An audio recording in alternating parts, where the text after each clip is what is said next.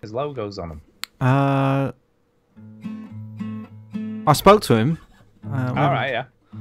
I played. I played some Xbox with him actually. Some PUBG with him. Right. But Muggs wasn't mentioned. But I'm sure he'll sort this out. Seems like a good lad. Oh, it sounds like a nice chappy.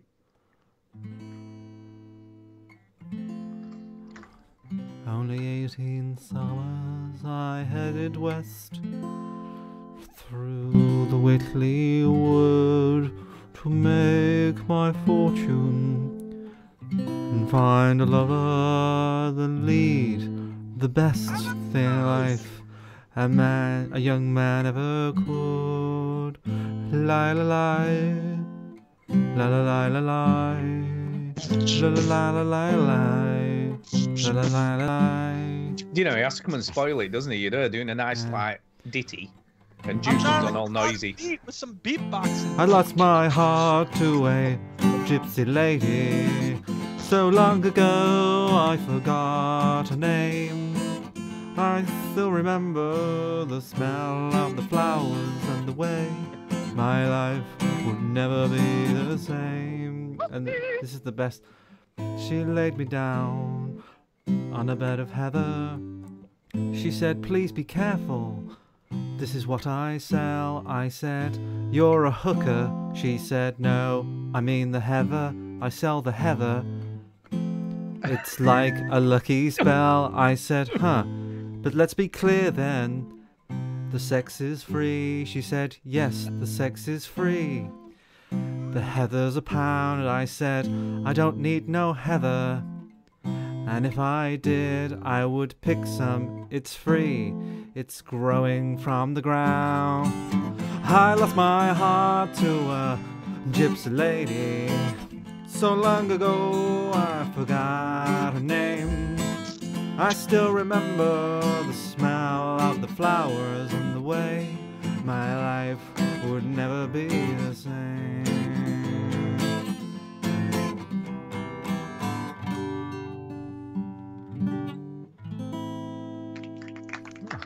Who knew? Who knew? Who knew we had a songwriter in our midst? No, that's Ricky Gervais. That was Ricky Gervais.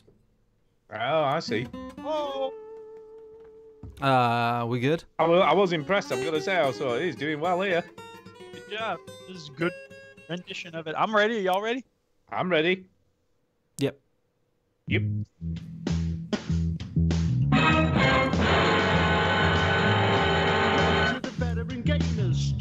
Jimmy, other fellas will tell you about every single game that you're playing this week. News, reviews, and an indie pick.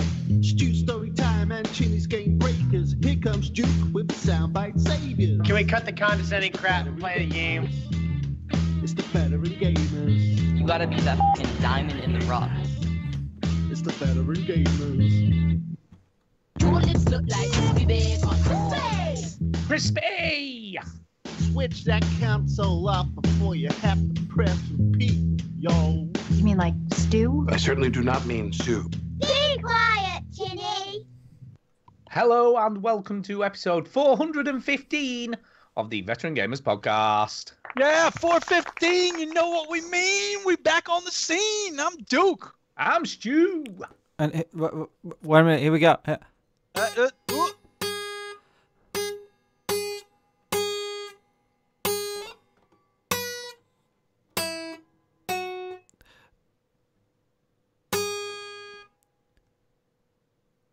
What the bloody hell was that? What was that?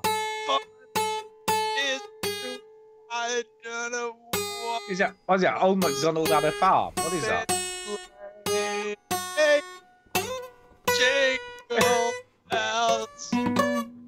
I'm still learning. Still It learning. sounds like you're still learning. It sounds It's like Christmas.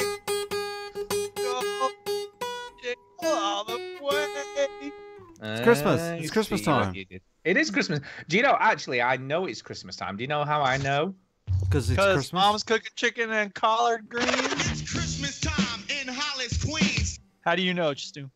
Because I've got a pile of bounties in front of me here. Because these are the chocolates that neither Kay nor Millie like.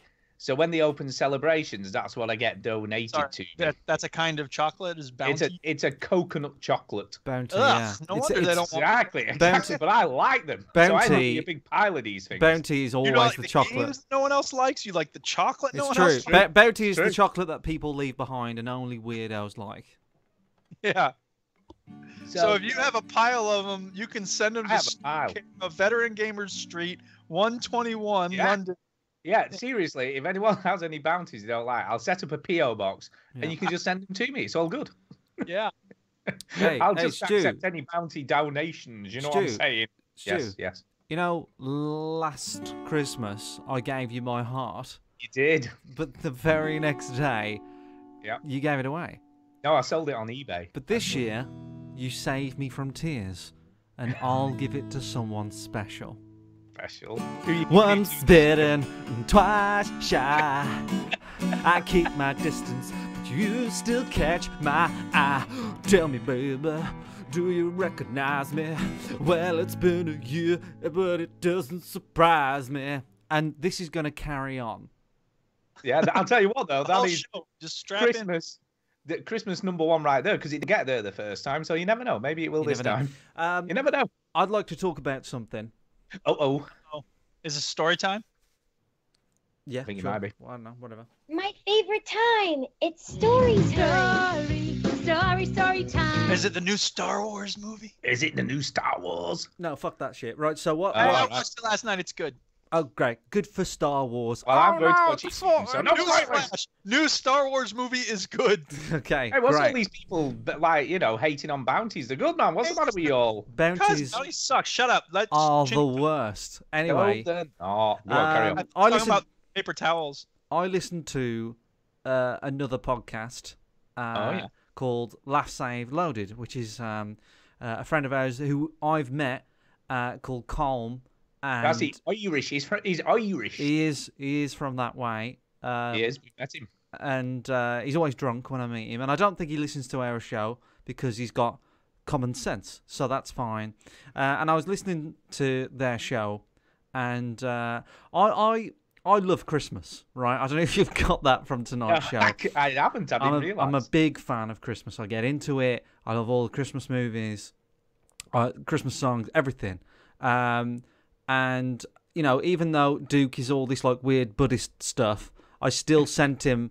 I still sent him Christmas gifts because I don't care about like Jesus and You've not whatever. done it again, have you? No, I haven't done it again this year. right. You No. say you don't care about Jesus, but what about that card that had all those verses from the Bible on it? And you were like, give your soul to our Lord and Savior, Duke. Yeah, no, I did send you that. No, I don't get like Christmas. It's just the one season where everybody's okay, and like it's a season about giving. Not everybody's okay. Well, like it's a time of year where you want to give and You see, just Chinny, right? I'm not surprised if you wouldn't do the, like invite a person on their own to your house for Christmas dinner thing. Would you do that? yeah. You probably would, wouldn't you? You'd Yeah. invite them all around. Come round to my house. You can all have Christmas dinner here. If somebody was on their own, I would go see them. Right? There is a Mr. big Burns you paid can for the sign school up. with some money that he found in his tuxedo pants. But yeah, it's true, Ginny. You can sign up to this website, I think, or something, and people on their own, you can invite them round to your house if they're like on their own at Christmas. Yeah, it'd be like in 30 Rock when you put up a lot of ads for massages on Craigslist, and it, go away! I already killed her. Oh, damn it! So anyway, so I love Christmas, and on the last Save Loaded, they're not a big fan of Christmas, right? Well, rubbish. All right. And I love Carl, and the other chap on the show I have never met, right? I just want to clarify this. I've never met, his name's Justin. I've never met Justin. I've never spoke to Justin. I've never tweeted Justin in my life. So do you want to punch him in the face now? No. So what I'm going to do, he said a line in his show that upset me. That upset me, I have to say. And again, I don't think they listen to this show because, again, they've got common sense. So, well, we might find out soon. No, they definitely don't listen to the show because this one's crap. But it is terrible, terrible. But like he said, if you're an adult that says, "Oh, 6 days till Santa Claus," then you need to get out of my life. So, what I've done. Shots fired! Shots fired! What I've done is I've scheduled a tweet every day to Justin. Brilliant. That says how many days are left. Counting how many days till Santa. Brilliant. And they're going to start tonight after the show. And I don't know, he might ban me, he might hate me forever, but I'm just trying. I want, people like Duke who's all like, oh, commercialism, oh, it's Christmas gifts, I don't need it, I've got everything. And I still give gifts to him because I want him to realise that it's just about, it's nice to receive something. And he recognised that. I'm not saying he's a complete screwdriver. Ah, bullshit. If I recognized I would have sent you something, but I didn't, so suck. Yeah, good. And, I like to give. And whatnot. So I maybe if he blocks me instantly, then he blocks me instantly. But he might go, actually, this is nice, and not hate Christmas. But I'm just trying to make him like Christmas a little bit. That's all. He's gonna hate it more, isn't he? Let's be honest. I get it. Why some people would be a little bit fed up with all the nicey-niciness, but I understand that. You can't throw out the baby with the bathwater, can you? You see, I love Christmas, as you might know, because you may or may not know, actually, but I love Christmas so much that I got married on Christmas Eve. That's true, yeah. I remember that. It's true. You don't want to forget your anniversary. Yeah, well, that helps. It helps for that as well, let's be honest. But, I got married on Christmas Eve. Yeah. It was lovely. Yeah. No, and by the way, we have some audio of Colm. For the people who don't know what he sounds like, here's a little audio of this dude. Yeah, that's him. I hope he is listening now because that would be very funny. You got him. So anyway, so hopefully you won't get annoyed with. He'll be fine. He'll be fine. By the way, I have a confession. By the way.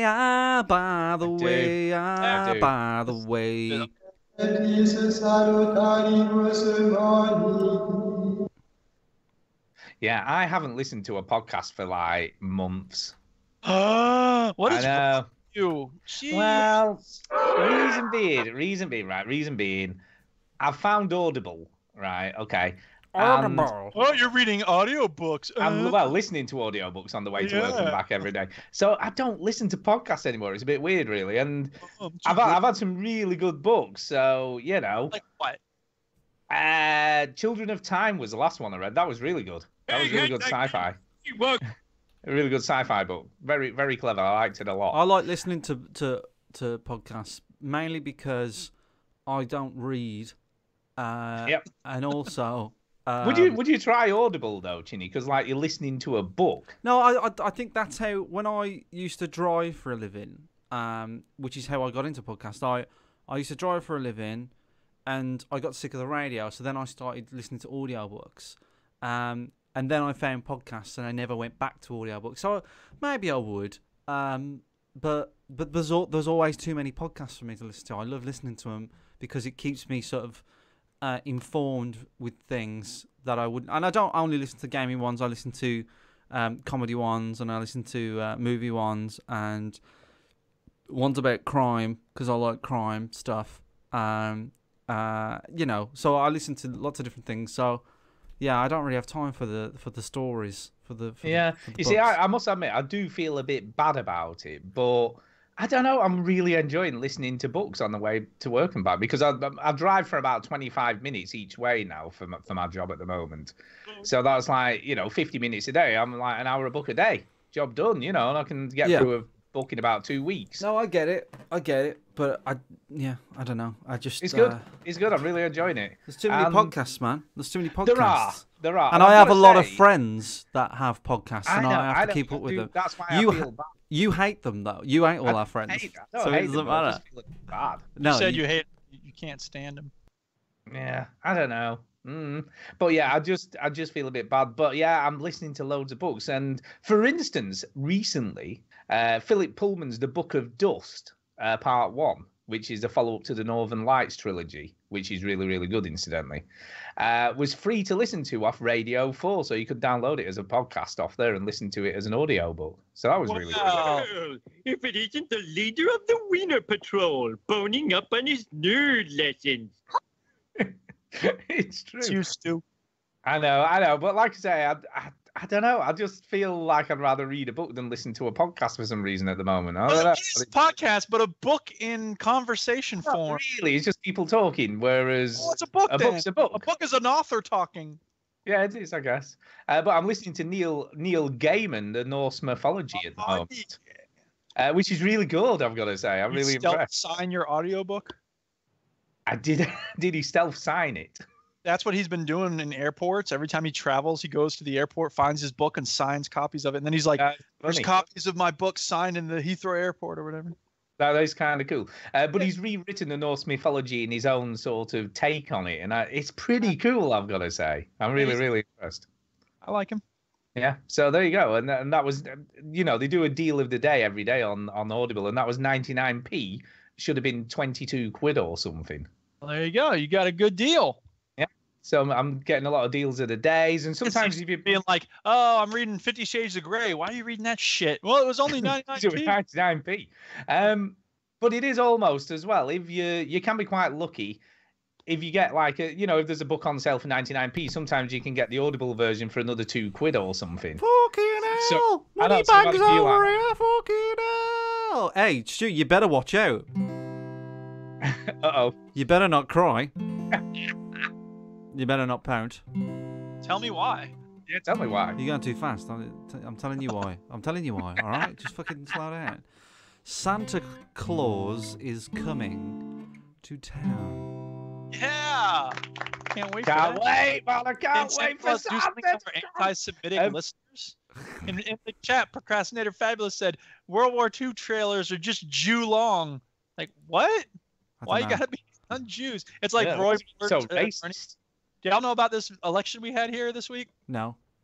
There's this dude named Roy Moore who's running for office, accused by 9 women of trying to have sex with him when they were 14 years old.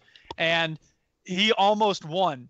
And some were 16. Thank you, Duchess. So at one point, he was accused of being racist and anti-Semitic. So his wife went on camera at a rally. She's like, "I want to make sure everyone knows for the fake news who are here," and she's waving at the reporter. She goes, the fake news would like you to believe that we don't like the Jews. One of our attorneys is a Jew. Yeah. Because nothing dispels rumors of anti-Semitism than a slow Southern drawl woman saying, "One of our attorneys is a Jew." Yeah. Yeah. They can't be racist. So good. Yeah. Exactly. Hey, where are you going? While we're talking about Christmas, by the way, yes. Ginny, what is your routine on Christmas morning? What do you do then that you love Christmas so much? My Christmas is always a bit different, but it always starts up with praying to Satan. Okie dokie. Every morning. How does that go? Do you get pentagram on the floor, candles, all that sort of stuff? Yeah. Sacrifice a bit of blood, just next door's cat. Usual stuff. No big whoop. No, my Christmas is always a little bit different because of just every year. I haven't got a routine at the moment because everything's changed. Every year, everything changes. So what did you do? I mean, last year was last year your first Christmas in the house together? No, was that a year ago? Good God, is it two? This year's going to be my 3rd Christmas. Wow, I thought it was only last year. Good God, that's gone so quick. Time does fly. So what did you do the first year you were there on your own with Tara? You got up on Christmas morning. What did you do? We usually we split up. I have a white Christmas and a black Christmas, right? And I have I spend it with the white family. And then I spend the second half with the black family, and they can't mix because then they'll explode. No, that's usually how it is. I usually go to my mum and dad's, and Tara goes to her mum's, so you split up then? You don't do this together? No, because she likes to be with the brothers and stuff, she always does that. But this year... That's a bit weird. That's a bit weird, split it up, though, I've got to say. I see her every day. It's fine. You know what I mean? It's not a big deal. We do the Christmas stuff together, don't you? It's not a big deal. Sorry. Speaking of praying to Satan, I did a Google search, and this is one of the things that came back to News 5 at 10 o'clock. Chaos and controversy caused a slight delay at tonight's Pensacola City Council meeting. A leader from a satanic temple gave the invocation. Catrice Nolan was there for the meeting that quickly got out of hand. There comes the Satan The invocation started by David Soar, a representative of Satanic Temple. All right. Anyway, sorry. Go on. That was it? Okay, great. So I thought we'd get the actual prayer, but I don't see it. I'm really glad you interrupted that with that. Yeah, I'm glad. Anyway, this year... There we go. Brilliant. Again. Again, it was definitely Top- worth interrupting top a notch. second Top- time. Yeah. You're welcome. Top draw interrupting there. Really glad. Yeah. Brilliant. Right, carry on. Yes. So this year, Tara's brother who lives in Manchester is not coming till Boxing Day. So we're having for the first time we're having everybody around my mum and dad's. Ooh. Oh, I thought you was going to say your house. No. Mum and then so we're gonna mix Ebony and Ivory together on the Christmas day. You know. Name for a song. Yeah, it is. I think you should play that. Can you play that? Curly, black and kinky. Mixed with yellow chinky. Can't say that anymore. Can you? You could never really say that, really. Good idea to say it at the time. Yeah, I don't think that's a good idea. It's fine. It's fine because it's in a song. Yeah, can I just... No, it's in a song. It can't be racist. Brilliant, yeah. Yeah, it's like in Peter... on Stormfront.com. Oh my god, it's like in Phoenix Night when he is what do they call that? 2 a sixpence or whatever they call the band. Oh yeah, send the buggers back. Send the buggers back. Yeah, that's fine because it's in a song. It's all good. Well, no, they're actually saying a message. They're just it's the opposite of racist. They're talking about bringing everybody together. But back then, you could say stuff like that. Like we was listening to. No, you couldn't. You could. Yes, you could. People Sure were just were very offended. But like the song, what's that song with the girl in New York where he says faggot in it? Or Yes, she he says does, faggot. Yeah. You cheap lousy faggot. Yeah, Fairy you tale can't- in New York by You the could Pogues. say that then. And You Kirsty can't McCall. say it now. Well, there may have been people who were offended by it then. Yes, No, back then, yeah. nobody was offended by it.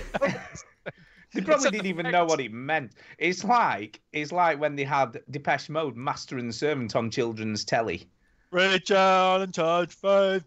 Well, no, Master and Servant was about bondage and S&M. Reach out, touch us. So yeah, they Here we had go. a children's telly show I got back it. in the 80s. I need a capo third fret. Wait a minute. I bet everybody's yeah. listening to this show going, "Oh, brilliant! A What the musical." fuck is Hope they this? play show? some old Depeche Mode songs. Fucking musical. No, right, here we go.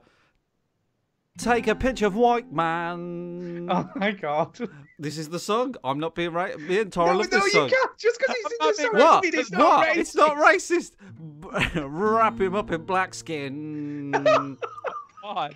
Add a touch of blue blood. The songs of Chinny It gets Chin- worse. It gets Not worse. necessarily And a little bit of the red racist Indian music. boy. They are his and his alone. Here we go. Wait. Listeners, hey, listeners, where are you going? Where are you going? Here we go. These No, are not the this views is of the bit. veteran This is the gamers. bit. Our Shut up. time's over. What you been playing? Oh my god. What you been playing? Oof, not a moment too soon. I know. Curly Latin kinky. Oh, no. How do we stop him?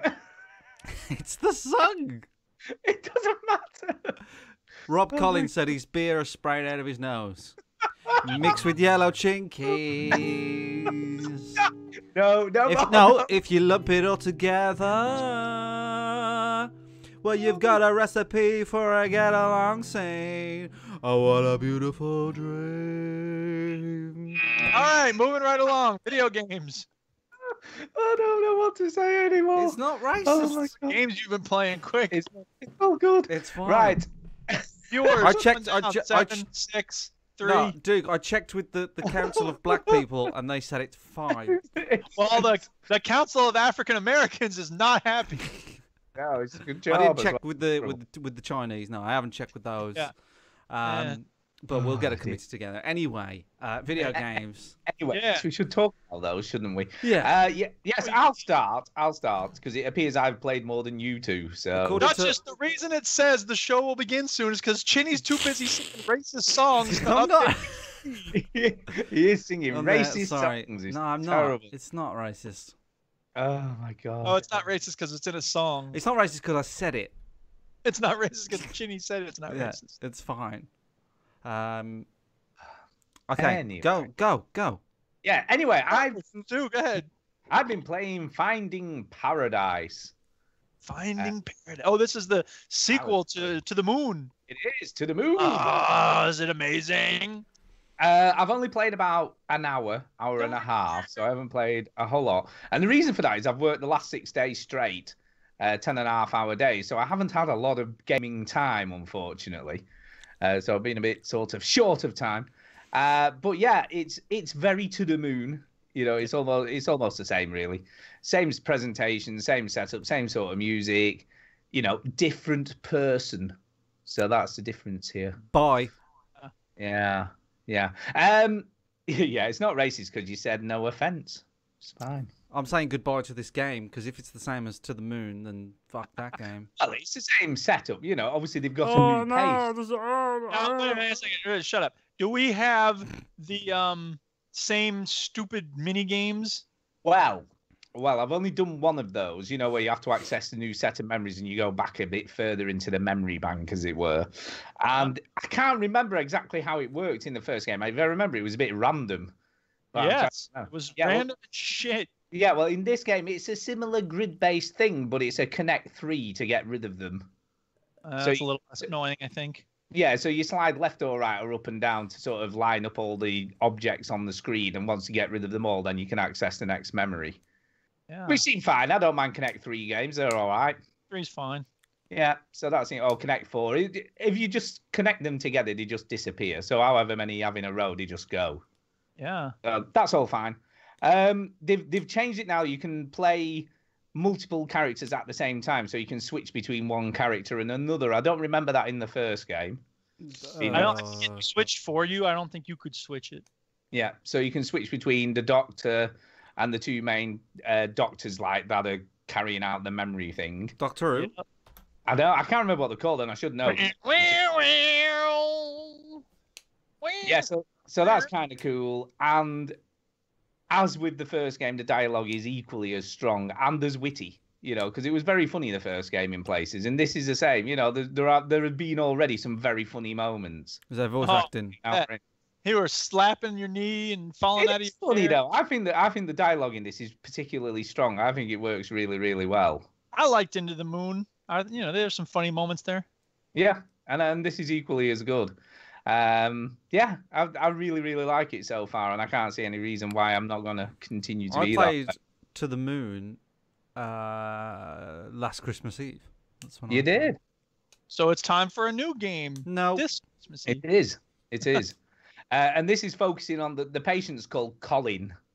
Oh yeah. Who is the character out of A Bird Story? So have you played like the little game that they released in between this and To the Moon? That's the new patient for this game. So in A Bird Story, you play. Is this a sequel to the Moon? Yeah, it's a complete follow-on. So it sort of carries on straight from the first game. Obviously, they're going not necessarily to the next patient, but to another patient. So it's obviously the same characters, the same universe, same people, and just a different patient that they're going to grant his final wish by altering his memories. Right. So it's very, you know, if people are listening and never played To the Moon, it's very sort of crap. No, Eternal Sunshine. What if they made a tender, sweet game out of the Eternal Sunshine of the Spotless Mind? That's fine. Yeah, that's basically what it is. They alter people's memories, so it's like real to them, even though it never happened, but they remember it happening. So that's how they grant them the wish that they never did. You know, something that they wanted to do in their life and never got around to doing it. But the presentation's excellent. So if you want a bit of sort of, and I don't think it'll be Christmas cheer because I'm guessing it's going to be as emotional as maybe the first game. Although Chinny with his iron heart didn't find it emotional at all, probably the first game. It's just a bit soppy, isn't it? It is definitely a bit soppy for sure.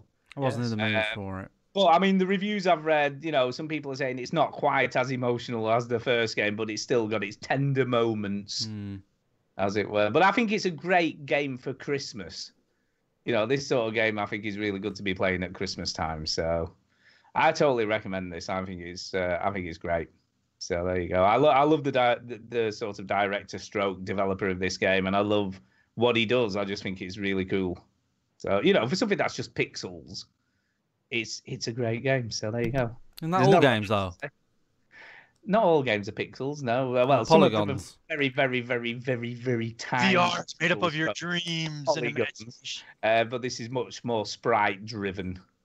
So these like sprites and stuff. Good beverage. Yeah, exactly. Sprite, yeah, like lemonade. Yeah, I mean, Duke, I'd be disappointed if you didn't play this. I'm kind of shocked that you're not doing. Eventually. I used to. I don't know. For some reason, like I'm much more picky about those sorts of games these days. Yeah, but it'll be like what? So many times. $8. I mean, it's £6 over price. That's not the issue. The issue is my time, man. Yeah, but you like To the Moon. Why wouldn't you like this? I don't know why I wouldn't. I don't think I won't like it, but the point is, I'm not dying to play it. Yeah, for whatever. Fair enough. And that's a feed for my first game. So over to Duke. Yeah, Rocket League. They got a new promotion on with Christmas stuff or holiday stuff, winter stuff, I guess I should say. And I think I've mentioned this before. So they did this in when they had the Halloween promotion. So now, okay, here's the thing. They got new crates. They had a Halloween crate. They have a Christmas crate. And oh my God, all you go on about is crates. Wait a minute. Listen. Shit. You got it bad, man. You don't know how bad you've got it. Every time you play a game, you get like holiday cash, right? It was Halloween cash during Halloween. Now it's holiday cash. I think they're called snowflakes. You get certain amount of snowflakes. You can trade them in for things. You can get a Christmas tree on top of your car. You can get a snowboard on top of your car. Stocking on as an antenna, et cetera, et cetera. So there's nothing crates involved. It makes me want to vomit. Did you hate the stuff before they started with the crates? This isn't about crates yet. I was never bothered about sticking whatever on top of my car anyway, because I didn't like the game that much. Well, then why don't you shut up and let the adults talk? Oh, yeah, right, okay. So here's the thing. The genius stroke is the decryptor. And I mentioned this before. Oh, God, here we go. This is a thing. If you get 50 snowflakes, you can get a decryptor, and it opens a crate, but as soon as it opens it, you can't trade the thing you get out of the crate. So I love it because you can open crates, but you don't have to spend money, and it's really good. I like it. I think it's a nice, way to reward those people who don't buy crates but they still play the game. So whatever. I really like the decryptor. That's all I have to say about Rocket League right now. They do this thing in the winter where they make the fields covered in snow and ice, which is kind of cool. It doesn't make your car slippery, which would make it annoying, but they do, Yeah, so it doesn't alter the physics, but aesthetically it looks nice. Exactly. Now I've got Stu back on my side. Yeah, aesthetics. Now it's nothing to do with crates. I'm interested. Right. Minor aesthetic details. But so is a tree on top of your car. Yeah, but that's out of a crate. No, it's not. It is. No, it's not. You just said you had to get a decryptor to get it out of a crate or something. No, you're not listening to me. No. I switched off when you said crates. Fine, I'll never say. At the end of every game, you get a prize. Oh, okay. Oh, that's not it either. Oh, now, God. Even Chidi doesn't know what he's talking about. Instead of this is very important. Oh, God. The random prize, automatically, you get snowflakes, and you can choose what you turn the snowflakes in for. Oh, so it's like a crate. You get snowflakes. Snowflakes are cash. It's kind of like a crate, but snowflakes. Yeah, it's kind of like a crate, but if you imagine the snowflakes are cash. Yeah. It's like bucks on The Office. You can use them for whatever you want. Yeah. Anyway. Oh, God. That's Rocket League. And it's fun. I love it. I hate it. It's got crates in it. You don't hate every Rocket game League. with crates. You're just being a troll. You don't hate Rocket League. Yeah, I agree, Tuscan. 5 decryptors. You can only get, 3 last time or 2? Oh, I think it's good. They cut you off after 5 because they don't want you to open all your crates because then you wouldn't spend because you know what? You're getting too addicted to that gambling mechanic. They just want you to try it. Gambling. Yeah, they just want you to open a crate. They want to taste it. Yeah, they just want to taste it. This is what it's like to open a crate. Try a tooth on this cannabis, see what you think. But you know what? It's messed up because I opened 5 of those suckers and I didn't get a goal explosion on any one of them. That's messed up. Exactly, but they're going to keep doing that because, so you keep on opening shitty crates. That's why they're doing it. But I'm not. You will. I'm telling you now. You will open more crates to get a goal explosion. I'm telling you now. With decryptors, maybe, but not with keys. There you go. It doesn't matter how you're doing it. You're still doing it. Yes, it does, Stuart, because you don't pay money for decryptors, do you? No, you're still doing it. Chinny, let's move on to you. I've heard enough about crates. Let's move on to a game with no crates. Let's do that. Yeah. PUBG for life. Oh, I thought it was Proteus. The graphics were so shit. Yeah, let me ask you, Chinny. Is it really as bad as everybody's saying? Okay, let's just clarify what we're talking about. We're talking about PUBG for life. PUBG for life. But we're not only talking about normal PUBG, we're talking about PUBG on the Xbox. Xbox. Come on, because it's going to run, it's going to be perfect, it's going to be great, is it? Okay, all right. Everybody just calm down, right? Just, Come on. Tell us about it. everybody's all like, oh, I it's gotta gonna... know. I gotta know. It does when you first open it up, and this is the opinion of somebody who's played almost 200 hours of the PC version. When you first load it up, it's a bit of a shock to the system because it's like, whoa, this looks rough as a bag of dog's dicks. How low res are we talking here? It's not low res. It's just the graphics. 480 by 640. That's the resolution. I wouldn't say this is the equivalent of very low settings on the PC, is what people are saying. yes. It's But that's what everyone plays on the PC. Yeah, that there is also something to what Duke just said. Actually, so a lot of people do play this on not the high settings. A, because of graphic capability, and also B, because you can see people easier. So people purposely put it down a little bit.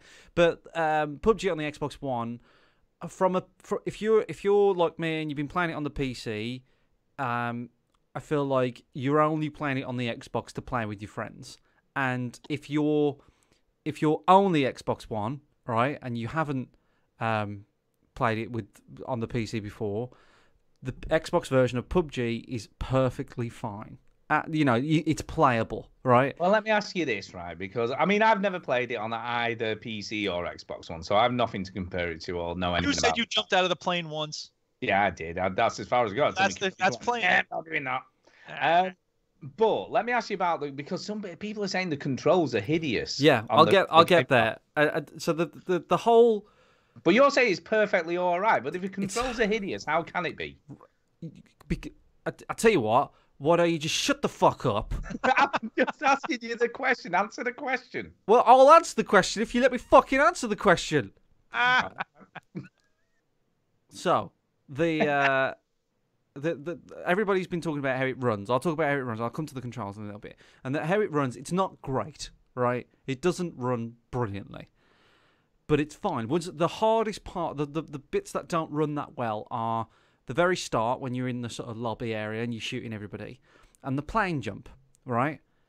After that, it doesn't run too bad. And when you think about it, the lobby and the plane jump aren't that important in terms of, gameplay. Do you know what I mean? It's not a big deal. So you don't really need to be precise. It doesn't matter if it drops frames. And when you're parachuting down, it's not the best, but it's okay. As soon as you start landing it does the thing what my old PC used to do, is all the buildings are a bit rough and the graphics haven't loaded in and all this sort of stuff.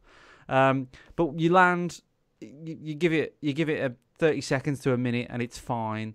And then after that, it's basically PUBG. So I don't think the way it runs is a massive problem, and it will get better, right? They put a big fucking sticker at the start saying, this is a rough game, right? That's what they say. And it feels rough. It feels like they did it because they said they would do it, right? It doesn't feel like it's ready to go on the console. It literally is a PC port. They just So can I ask you a shifted it over. question? I don't know whether you know the answer to this or not, but I'm going to ask you anyway. Is this meant to run better on the Xbox One X, or is it much the same? Do you know? It does run better on the Xbox One X. It still isn't great on the Xbox One X. My friend Marshy has a Scorpio Xbox One X, and Scorpio, and it doesn't run great on his either. So I don't think it makes much. It does run worse apparently on the. I'm playing it on an original Xbox One, right, on a launch Xbox One. So yeah, but honestly, like I played 5 hours of it on Thursday night on the Xbox One, and I had fun. It was fine. Where the problems lie are the controls. Has Marshy played this on the PC, or is this Marshy's his first never encounter? played it. Marshy's never played it on the PC, and also Matt Weston from Matt Weston Reviews has also been playing it, and he's never played it on the PC. He's watched me play it a few times, and he was really, really confused because he played it on his own at one point for the first time, and he just did not know what to do. So the fact that there's no tutorial, the fact that there's a big steep learning curve, and there is a steep learning curve on the PC as well. You know what I mean? That's not an Xbox exclusive. You know what I mean? When you jump into this game for the first time, there is a bit of a learning curve. Yeah, the two problems with the controls is every button does two things on the controller, right? And to reload, you hold X. Do you know what I mean? You know, to go to your grenades, it's right on the D-pad. To change the shoot mode, it's left on the D-pad, and then your medikits and stuff are down on the D-pad. But how do you aim and shoot, Ginny? Just explain this for us. So to go into third-person aiming, it's hold the left trigger. To go into first-person aiming, it's tap the left trigger. It's like a toggle. It's not the best, right? And they've put everything in there. So everything that's on the PC version, like leaning, is in the console version. But it's not a question of how they do it. It's like, should they have done it? Do you know what I mean? Like, do we really need leaning in the console version? Should the UI look exactly the same as the PC version? As I said, it's but not... is that not to make it an easier game to port rather than having to create a whole new UI? Well, for I feel like Xbox they will. version? I feel like they will create a UI, like a wheel. You know what I mean? Like a weapon wheel or something. Because at the moment, this isn't a console version of PUBG. This is a port of a PC game, right? And what it needs to be. I mean, let's be honest here. PUBG is a very PC-centric game, isn't it? Well, yeah, but I mean, it's not made for consoles, is it? No, this but is made for the PC from the ground up. I really feel like they'll get there, and I honestly think that I think this is quite an achievement, because when you look at all the other games like H1Z1, DayZ, that all have said that they're coming to the console, and they've never fucking done it, right? At least PUBG fucking did it, and at least for the people that do have an Xbox One can play PUBG. All right. So are you saying that Rust is never going to come to the Xbox? Exactly, right, exactly. Rust is another one where it's like everybody wants it, and these guys have actually stuck to their word. So you can't win, can you? Because they said, no, it's going to come, it's going to be rough, but it'll be on the Xbox. It comes out and everybody complains, and I think it should be celebrated. I think the fact that they actually achieved this, right, to do something like this and port a game over whilst developing, you know, the PC version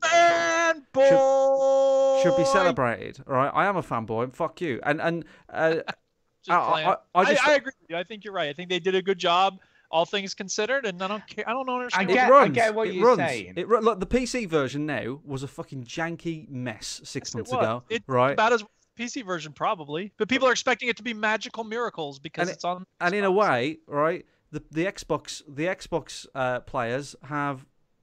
Get to experience what kind of a fucking janky mess this game used to be, but the PC version now is very rarely a fucking janky mess. It is actually pretty stable now. The PC version, now and again it'll judder or lag or whatever, but you find me an online game with 100 players that doesn't lag, because that's ridiculous. But you know, it'll get better. It'll get better.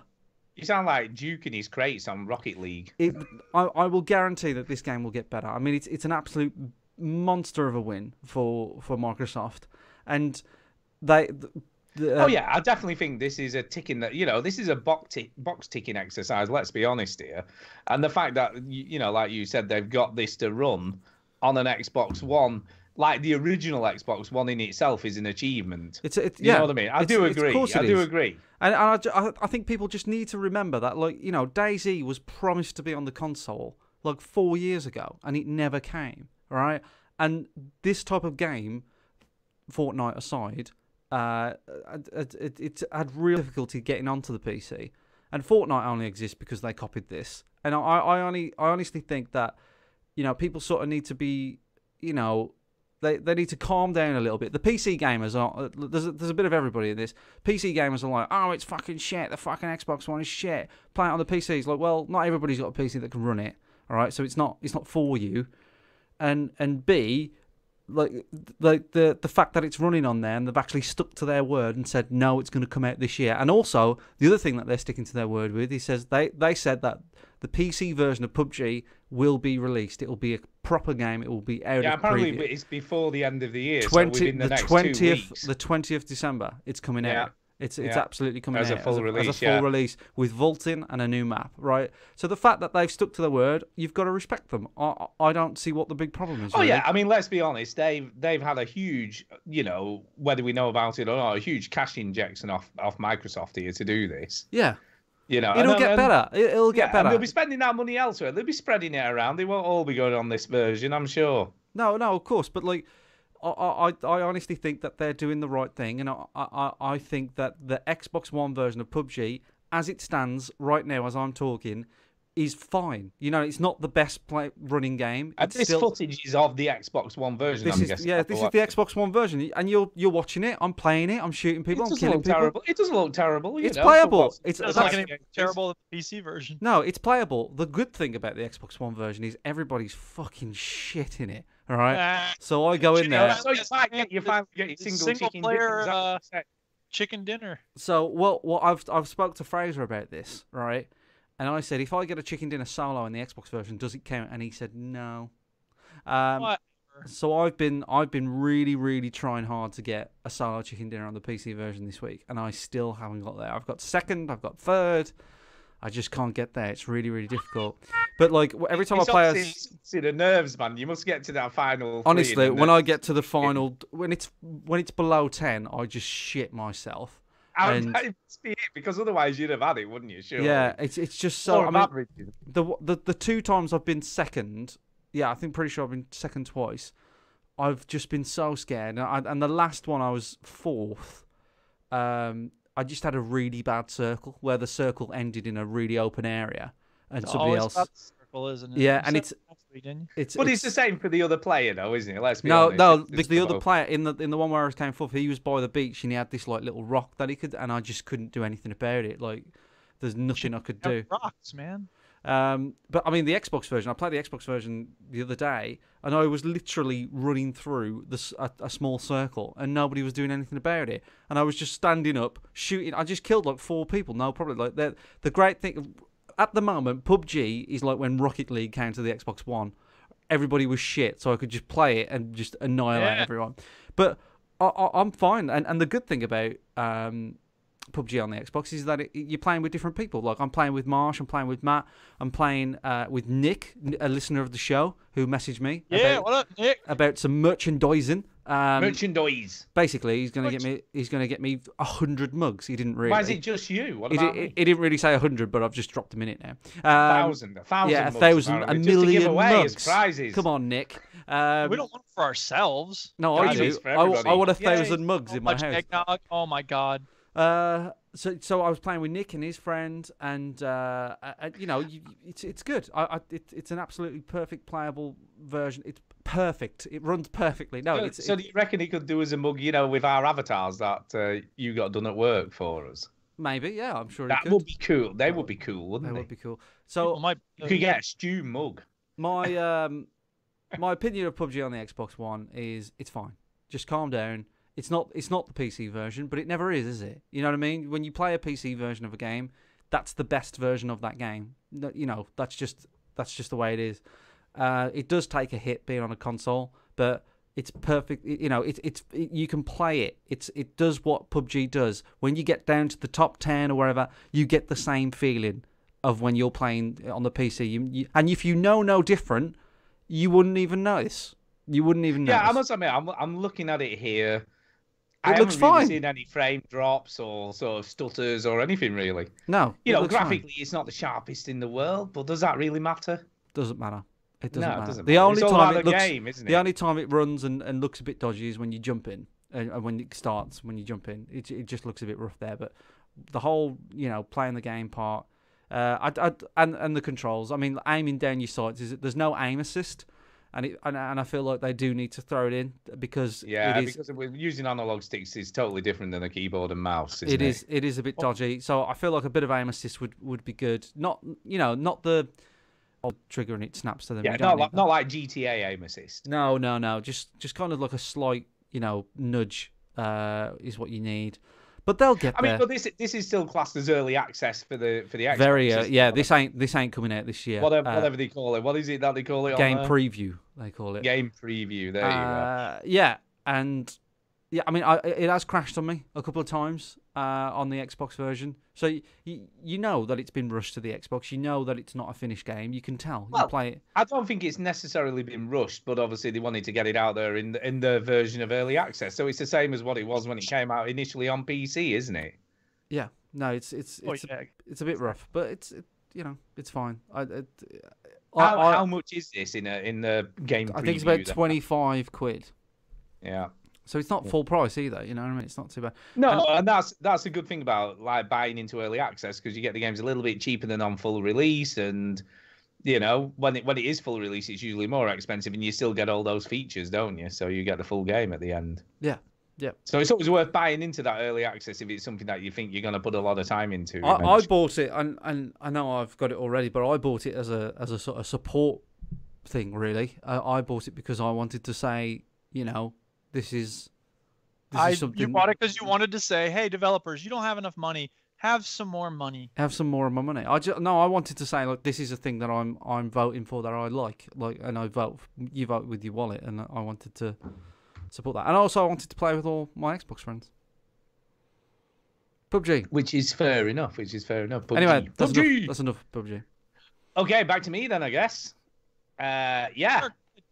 I bought something I never play this week. What's that? I bought a not a simulation. I don't even know what the title of these sorts of games is. But I bought a building game. You know, a bit like Prison Architects, I guess, but no prisoners and no prison to build.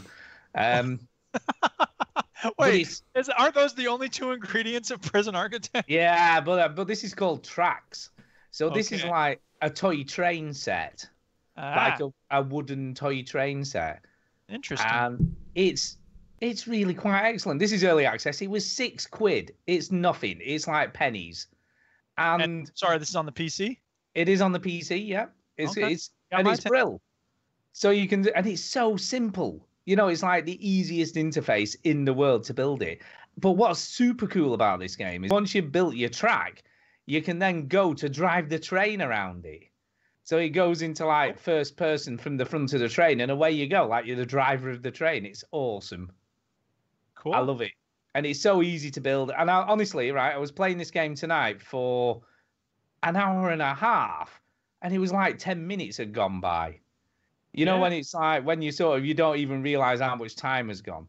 And it's great. You can build it up high, you can build it up low. Everything's accessible, you know, all the objects that you can build. And they've just updated it with a winter, like, pack of stuff.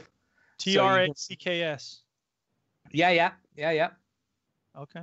And you can have passengers, and you can sort of stick them on your train. You can have it nighttime, daytime, you know, and all that kind of jive. And you can do like, they've added like a winter pack, obviously, because it's near Christmas. And you can have Christmas trees. But what they've added, which is so cool, is like bells that play different notes. So you can space them out the right way around the track, and you can get it to play different Christmas tunes and things. So there's like a couple of demo ones. One plays like Jingle Bells, which Chinny played earlier. And it's just so cool. And obviously, the longer you space them, you know, does the timing for the music, and there's lights, and there's like Christmas trees and fireworks. So you can have like fireworks that are triggered when you go past them, or fireworks that just set off. Yeah. And it's just awesome. You know, if you're, I can imagine Chinny would love this. You know, like in, you know, building stuff and whatnot. But a much more simplistic version of it. It's not, yeah. Do you get objectives and stuff? You can do, but it's another early access game. So there is an objective-based one where you have to build tracks to get from a station to a platform and whatnot in whatever way you get like passengers, and you got to get them and you have to transport. It's like Lemmings. It's like Lemmings. It is. Or you can get like then there's just like free play where you just start off with a blank canvas and you can just build whatever you want. So you can just pick the time of day. Yeah. And away you go. But in the winter ones, there's like snow, so it's like snowing and stuff. Is it always in a house? Because this is like in somebody's living room. No, you can just have a complete blank canvas. So there's only 4 sort of set scenarios, which is like the apartment, which is the one that you're looking at now. Then there's like blank clear in the day, blank clear at night, and there is another one which I can't remember what the last one is. But it's so easy. You just scroll with a mouse wheel to levitate the track up and down, so you can build like little ramps. You can add in like corkscrews, which you can see here. There's like a corkscrew going up. It's just super inertia. Do you have to indicate like here's how you're gonna move? Yeah. So and then you can add there's like wheels that you can add to the track that make you go faster, like a boost. You know, make you go a bit faster. If you do nighttime, you can put. Do you have to do that when you're going up a hill? Like, is there? No. You just use WASD to go forwards and backwards and slow down and speed up. Don't have to indicate on the track. This is how this person's going to move uphill. No. You just press W, and he obviously goes a bit faster forward to move up. But he obviously does use physics. So if you're going downhill, obviously the train goes faster. Yeah, that is cool. That makes me. Yeah, I'm interested. It's really cool, honestly. And the nighttime one is super cool because you can build houses, so you get like small, medium, and large houses.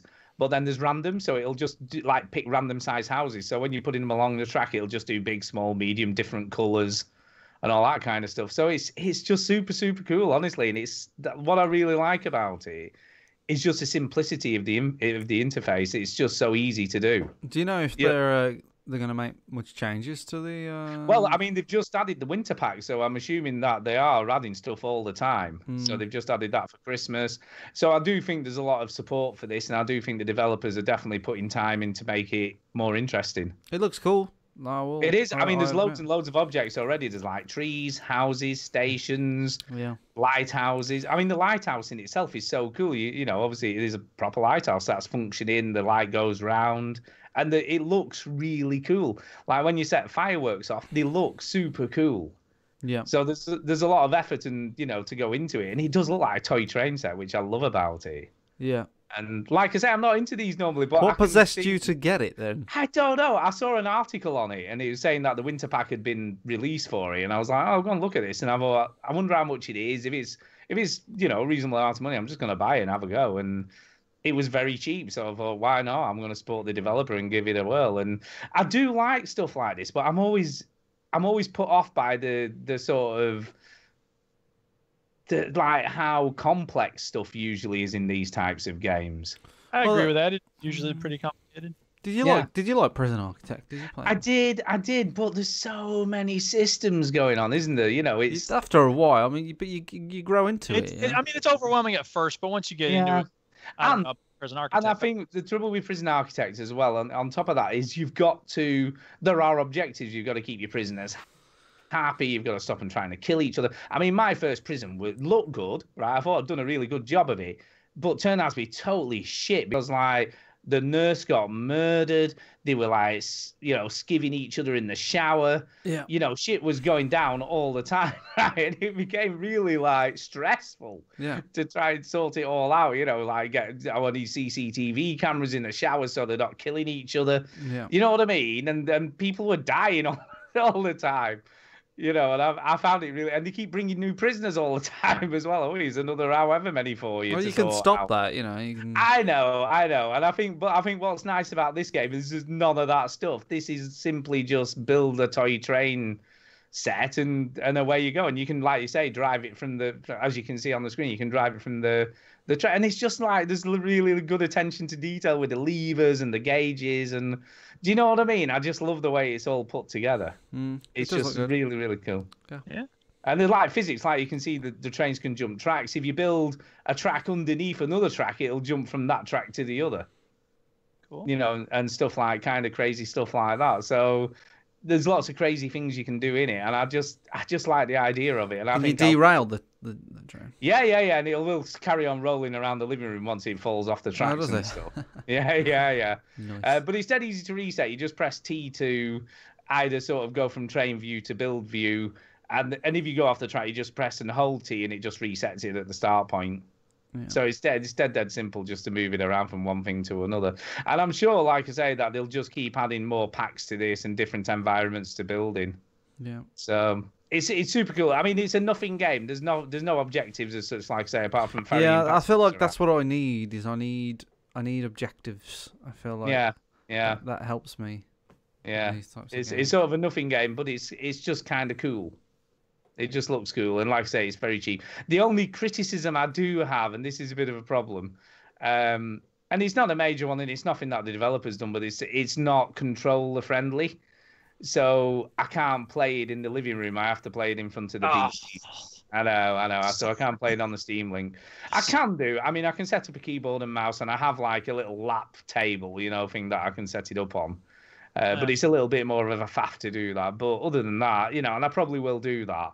Because it's dead simple control, so it's not like I'm having to be fast or like in a shooter or something. So yeah, I totally recommend it. Anyone out there who wants just something for Christmas, because it is like the Christmas tree is cool, and all the like Christmas themed things that they've added in. It's a nice Christmassy lean thing. It's just cool, and like I say, I'm going to definitely be experimenting with the music stuff.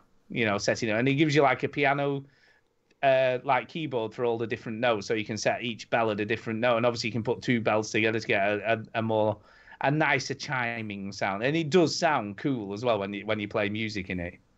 So Yeah. I'm gonna have a little play with that as well and see what sort of tunes I can come up with. Yeah. But yeah, I'm loving it. I totally recommend it for £6. It's a no-brainer, really. It really is. So there you go. That's the one of the other things I played. Duke, back over to you, Duke. Yeah, I finished Far Harbor in Fallout 4. Oh yeah. So this, man, the thing that bugs me the most about Far Harbor is that it didn't let you. At a certain point, once you make a certain decision, it indicates that you could still go back and do a different thing, but it didn't actually let you do that. In other words, the map said, try doing thing X. It's confronting Dima about a thing. And when you go back to him, you don't have the dialogue option to actually do it. So the point is, I had to do half of this DLC twice. Yeah. I know.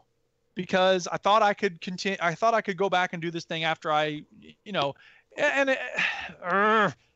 to like it. It's good in its heart, but ultimately the fact that I had to do half of it twice and some of the stuff in it was just stupid. They always try to put in new weapons, but I don't care much about the new weapons. I like the weapons I have. I want more powerful weapons, but they weren't offering more powerful weapons. They were offering, harpoons and things based on this, on the environment that fishing you're in. town. Yeah, exactly. Yeah. So whatever. And there's fish that attack you, and there's these trappers who are basically like raiders, but they're more hardcore and they're harder to kill. So I mean, whatever. Like the basic concept at the heart of the DLC is good, but the fact that it's, and this is sort of what they did in some of the Fallout New Vegas DLC, which is, there's these different groups and you have to pick one you're going to curry the favor of and, lead them against these other groups. And it's just like, okay, whatever. That's fine as far as it goes, but it doesn't go very far in my opinion. So whatever. It's decent. It's just not great. And it has that stupid thing in the middle of it where you have to do the blocks moving around and getting the memories and stuff. Yeah, that was stupid. I didn't have to do that twice, so that was good. But anyway, It's disappointing. Yeah, it's kind of disappointing. Well, do you know what? That's sort of, and I hate to say it, but that's like Bethesda all over, isn't it? Because let's be honest, apart from the Shivering Isles or the Knights of the Nine, and then we're going back a long time now. Okay, no, hold on a second. Shivering Isles I'll give you because I never got around to it. Knights of the Nine was basically just run around and kill a bunch of things and get some armor. Yeah, I guess, but at least it was interesting. I feel since then they haven't really. I thought Fallout 3's DLC was brilliant. Yeah, Fallout 3 DLC was good. Yeah, you see, I never played any of it, so I can't shut comment up! it, I suppose. Anyway. So what made that good? But I mean, that now though, it's all like a cash grab, though, isn't it? Well, DLC's always been that way. But I think the thing that stood out for the Fallout 3 DLC is that it did a good job. And by the way, I don't have any of these weapons they're using in this Let's Play, whatever. That double grenade launcher thing looks kind of cool. It looks like it's launching nukes, though. I don't know. Yeah, that's pretty damn cool, whatever that is. I don't have one of those. Did you get one of those from your fishing town? No, I did not. But the thing that made, first of all, Fallout 3 DLC was interesting because we weren't expecting it. Like, we didn't have all these other DLCs to compare it with. But there was more like expansion packs, didn't they? They felt like quite epic and different. They felt epic and they felt unified. Like, they felt like they were, they had a singular vision. Yeah. Whereas with, Far Harbor, it's not bad. It's just they're kind of mashing together three things that already existed. In a way, Acadia, which is this synth refuge, that's kind of like the Institute. Not really, but sort of. And then the Children of Adam had already existed. And then the Far Harbor is just like a human, community. So, I mean, whatever. That's not bad. It's just, it's not as interesting as, I don't remember what the island was on Fallout. Point Lookout, wasn't it? Point Lookout, thank you. Yeah, that was good, And the Anchorage Operation. I liked Anchorage. I like the Mothership Zeta thing as well. Yeah, Mothership Zeta was good too. I did that. The alien spaceship thing. So you're a lawyer as well, Stu. Good. Yeah, I'd forgotten about that. I did do the mothership one. Hi, Yeah. liar. As Ralph Wiggum. Yeah, you got some cool ass weapons off that mothership, I'll tell you. Yes, you did. I actually forgotten how much of Fallout 3 that I did actually play. I did play quite a lot of it. And you know it's awesome. I know. I don't disagree with you. I did enjoy Fallout 3. Yes. Yes. Well, yeah. So that's Far Harbor. It's good. For It's not- I'm glad I played it. Not much to say about it. And then I started on the next DLC, which is Nuka Town. Nuka Town. And Nuka Town is sort of okay. So there's a theme park, and it's filled with raiders. It's And I was- Nuka World. by Is the that way. it? Is that it? Nuka World. Nuka World. Right. And that's what I heard. So I'm like, ooh, this is going to be awesome. That's my favorite part of Fallout, is just going around slaughtering all the raiders. And there's going to be like bosses, and this is going to be great. No, what happens is, and here's some spoilers for the start of Nuka World, I suppose. So be careful if you don't want spoilers. for this. Yeah, like anybody cares. Carry on. Come on. Saying, this guy tries to trick you, and he's like hurt, and he's like, oh, my wife and child are still back in Nuka World. You got to help me save them. And you're like, here, take a stim pack. And he's like, no, save it for my wife and child. And if you pass the persuasion test and you say, no, I insist, he'll go, oh, that's very nice of you.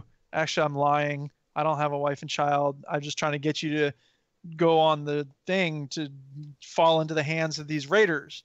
And I was like, oh, sweet. I'm ready for this. I was actually rubbing my hands together when I rode the little train into Nuka World. And when you get there, there's this kind of neat thing called the Gauntlet. And you have to, it's very dangerous. And there's one room full of radiation. And there's, grenade bombs that go off. And you almost die and this and that. You have to be careful. And, it's pretty cool. You have to survive that. And then when you do, you fight this dude who's... So it's actually kind of funky because it's in a bumper cars area, and he's rigged his power armor to the bumper cars setup. They have the hooks that go up to the ceiling with electricity. I love bumper cars. Yeah. So he's got his power armor connected to that. So no matter what you shoot at him, it's not going to do any damage. Right. But this guy says, "Don't worry, I put a squirt gun in one of those lockers. Just get it out and you can use it against him." And I was like, "Oh, nice." So you use the squirt gun, and he's like, ah, and then you can shoot him and take him down. It's really cool. Clever.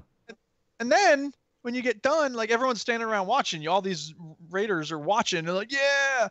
And then when you kill him, the dude who helped you is like, all right, people, the overboss, Carlson or whatever his name was, he's dead. Now look at our new overboss, and you're the new overboss. And it's like, now you have to get these 3 gangs of raiders to cooperate with each other and expand into the rest of the park. And I'm like, I don't want to do that. I want to kill everybody. Yeah, you see, they got too carried away with this sort of, and I don't know, this isn't exactly crafting, but this sort of management shit. Yeah.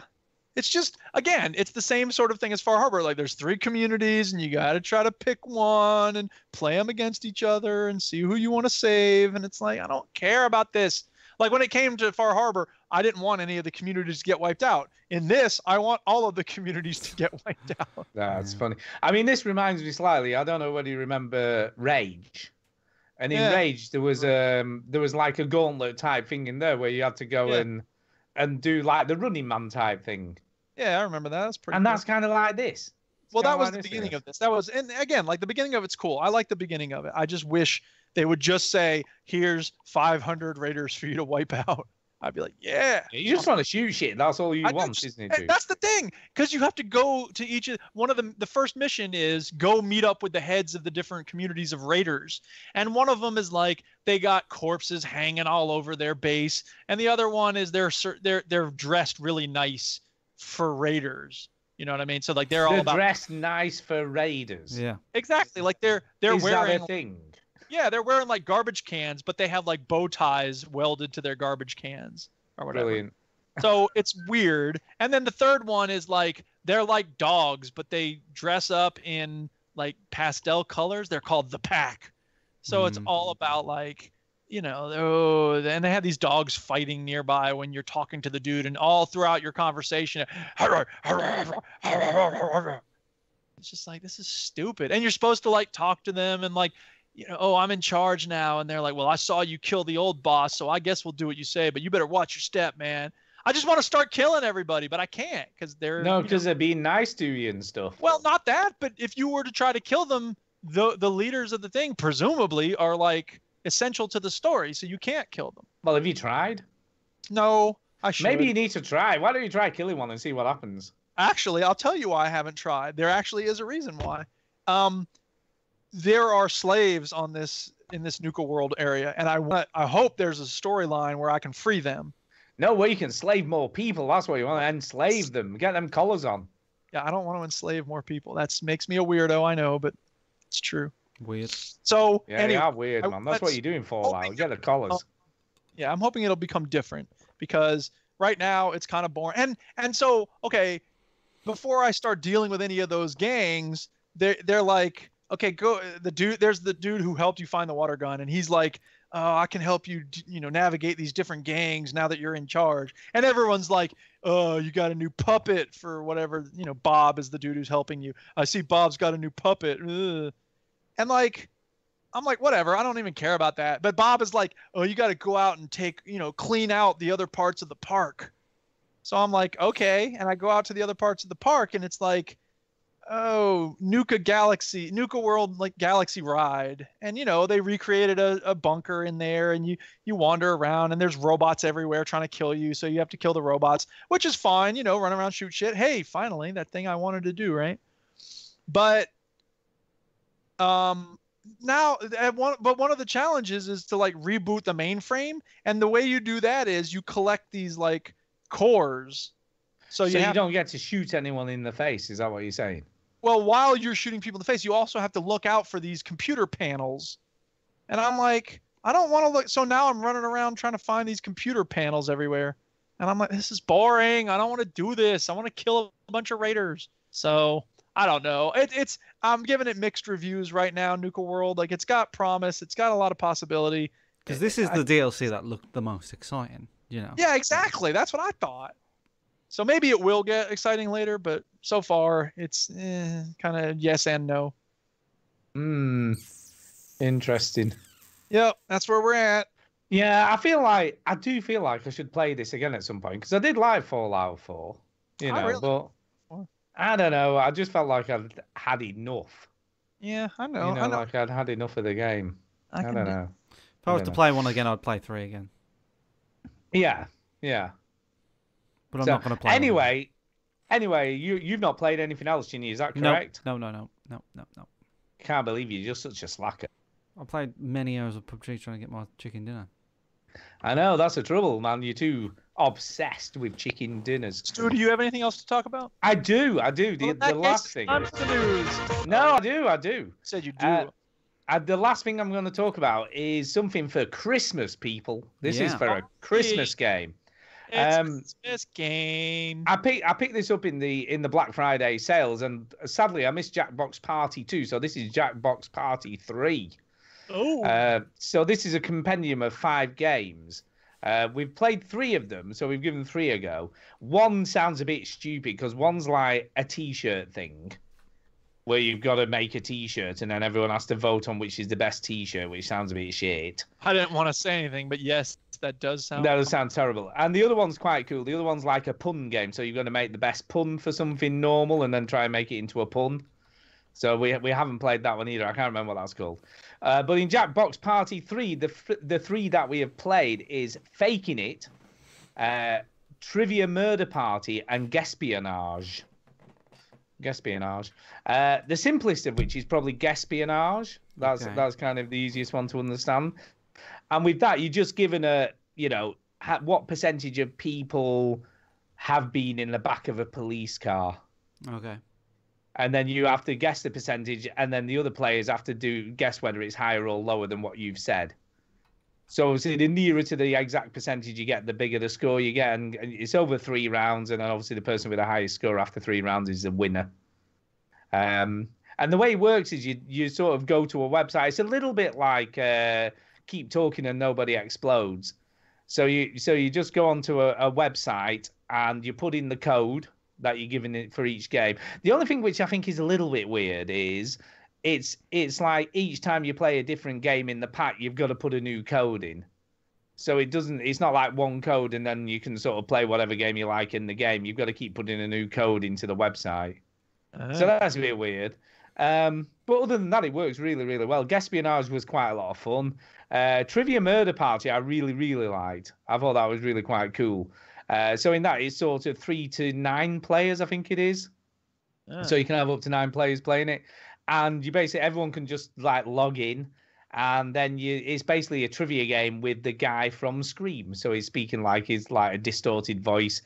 He asks you questions. If you get the question wrong. No, more like the Scream voice over the telephone. You know, like a telephone Scream voice. Right. So it's a little bit like that. Gotcha. And basically, if you get the question wrong, so it's like a multiple choice question. If you get it wrong, you then have to do like a mini game. So it could be maths, it could be spelling, it could be any sort. There's loads of little mini games. If you can get that wrong, then you're dead. So you sort of die. And then you can still play the game, but obviously it's much, much harder because you don't get as many points and things like that. And then there's a final round where you have to, so the person who's the lead gets a lead at the end. So the person who's in front gets a lead, but then you have to answer questions to try and catch them up. It's kind of cool. They only get 2 like choices, you get 3, so that you can score more points than them to catch and overtake them and win the game at the end. So that was kind of cool. And then Faking It is sort of, we played with 3 because it was only myself, Millie, and obviously Kay, and there wasn't really enough of us for that. So one person's pretending to do something where the other 2 know the question, and you have to try and trick everybody that you're not the faker. So that's bullshit. Yeah, so you've got to bullshit and pretend that you know what the question is when you've no idea what it is. So that was kind of cool. So, but yeah, I really like this. I mean, I only paid, it was about 4 or 5 quid in the Black Friday sale, so it was hardly anything. But they're normally about £20 each on Steam, so they're not cheap. So not cheap, but pretty good for Christmas. You know, you're on a Christmas party game, anybody can play. Just download it all to you, download the website, or open the website on your phone, and anyone who's got a tablet or phone or anything that's connected to the internet pretty much can join in. And you can have audience as well, so there's audience participation as well on these. Yeah. So yeah, and that's the final thing I played. So Jackbox Party 3, it's worth a look. Before you go, there's another quiz game that's out or coming out called It's Quiz Time. All right, okay. And yeah, I think I might get It's Quiz Time. I've seen this one before, this Jack Party one. I don't fancy it though. I don't know why. It's all right actually. It's better than I thought it would be. Yeah. It's very the only thing I would say, the other proviso I would say, it's very America centric. Right. Well, It's Quiz Time is British made, and you can play it on your phone, so everybody can buzz in with their phone. Right. Okay. So this is very similar. And It's Quiz Time is the one where it asks you your age, so it'll ask you questions to do with your age. So it might ask you about, So is this on PC as well, or is this on Xbox? This is on PC, Xbox, PlayStation 4, everything. Right. Might check that out then. It's Quiz Time, it's called. And I saw it at EGX, and I met the guy at EGX, and I interviewed him on video, and we can watch that video on YouTube. Oh no, wait, we can't because I haven't done it. Because you never did it. I won't say I never do it. I'll do it eventually. It's just, it's time, isn't it? But yeah, It's Quiz Time is something time. So that's something I might check out. But yeah, I don't know. I never fancied the Jackbox games. I've got to say, they're very polished. It looks polished. Yeah, it does look polished. But as you say, I think the Jackbox is a very American game, and I think that's what's put me off it. Yeah, it's out, by the way. It's Quiz Time. It's $15.99. Yeah, you can't go wrong, can you?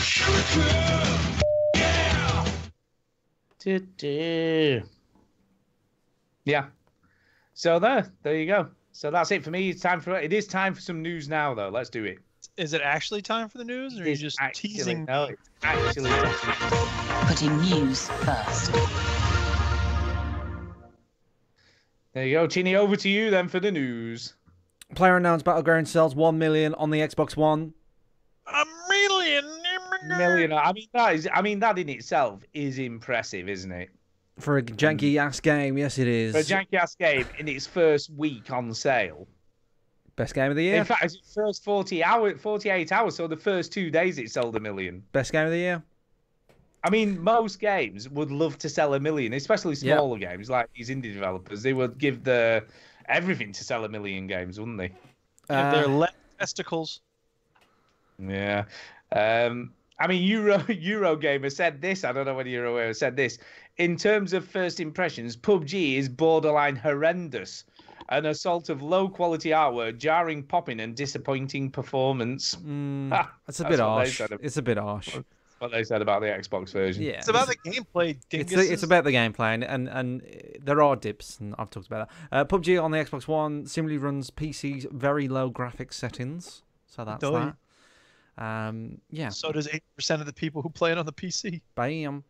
Other news now. A Way Out, which is Joseph, that dude who spoke his mind at the Game Awards. Oh yeah, that's right. This is the couch co-op game. Yeah. This is a co-op game that is playable with just one copy of the game. That's cool. Yeah, that is cool. I bet EA wasn't happy about that, but what are you gonna do?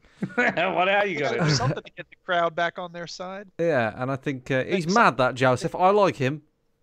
I think he's great. They decided to extend an olive branch to find a way out. This is a question that I've got about this game, and we spoke about this earlier. Go on. Or at the time it was announced. Is if you haven't, because obviously I don't have PlayStation Plus anymore, or you don't have Xbox Live, can you still play this online with someone else? You can't play online. Yeah, you can. It says here. A Way Out. You only need one copy online, to play online co-op with a friend. Oh, I don't know. No, then no. You need PlayStation Plus or Xbox Live to play online. Yeah, but when you've got a game that can only be played online, that's a bit silly, isn't it, really?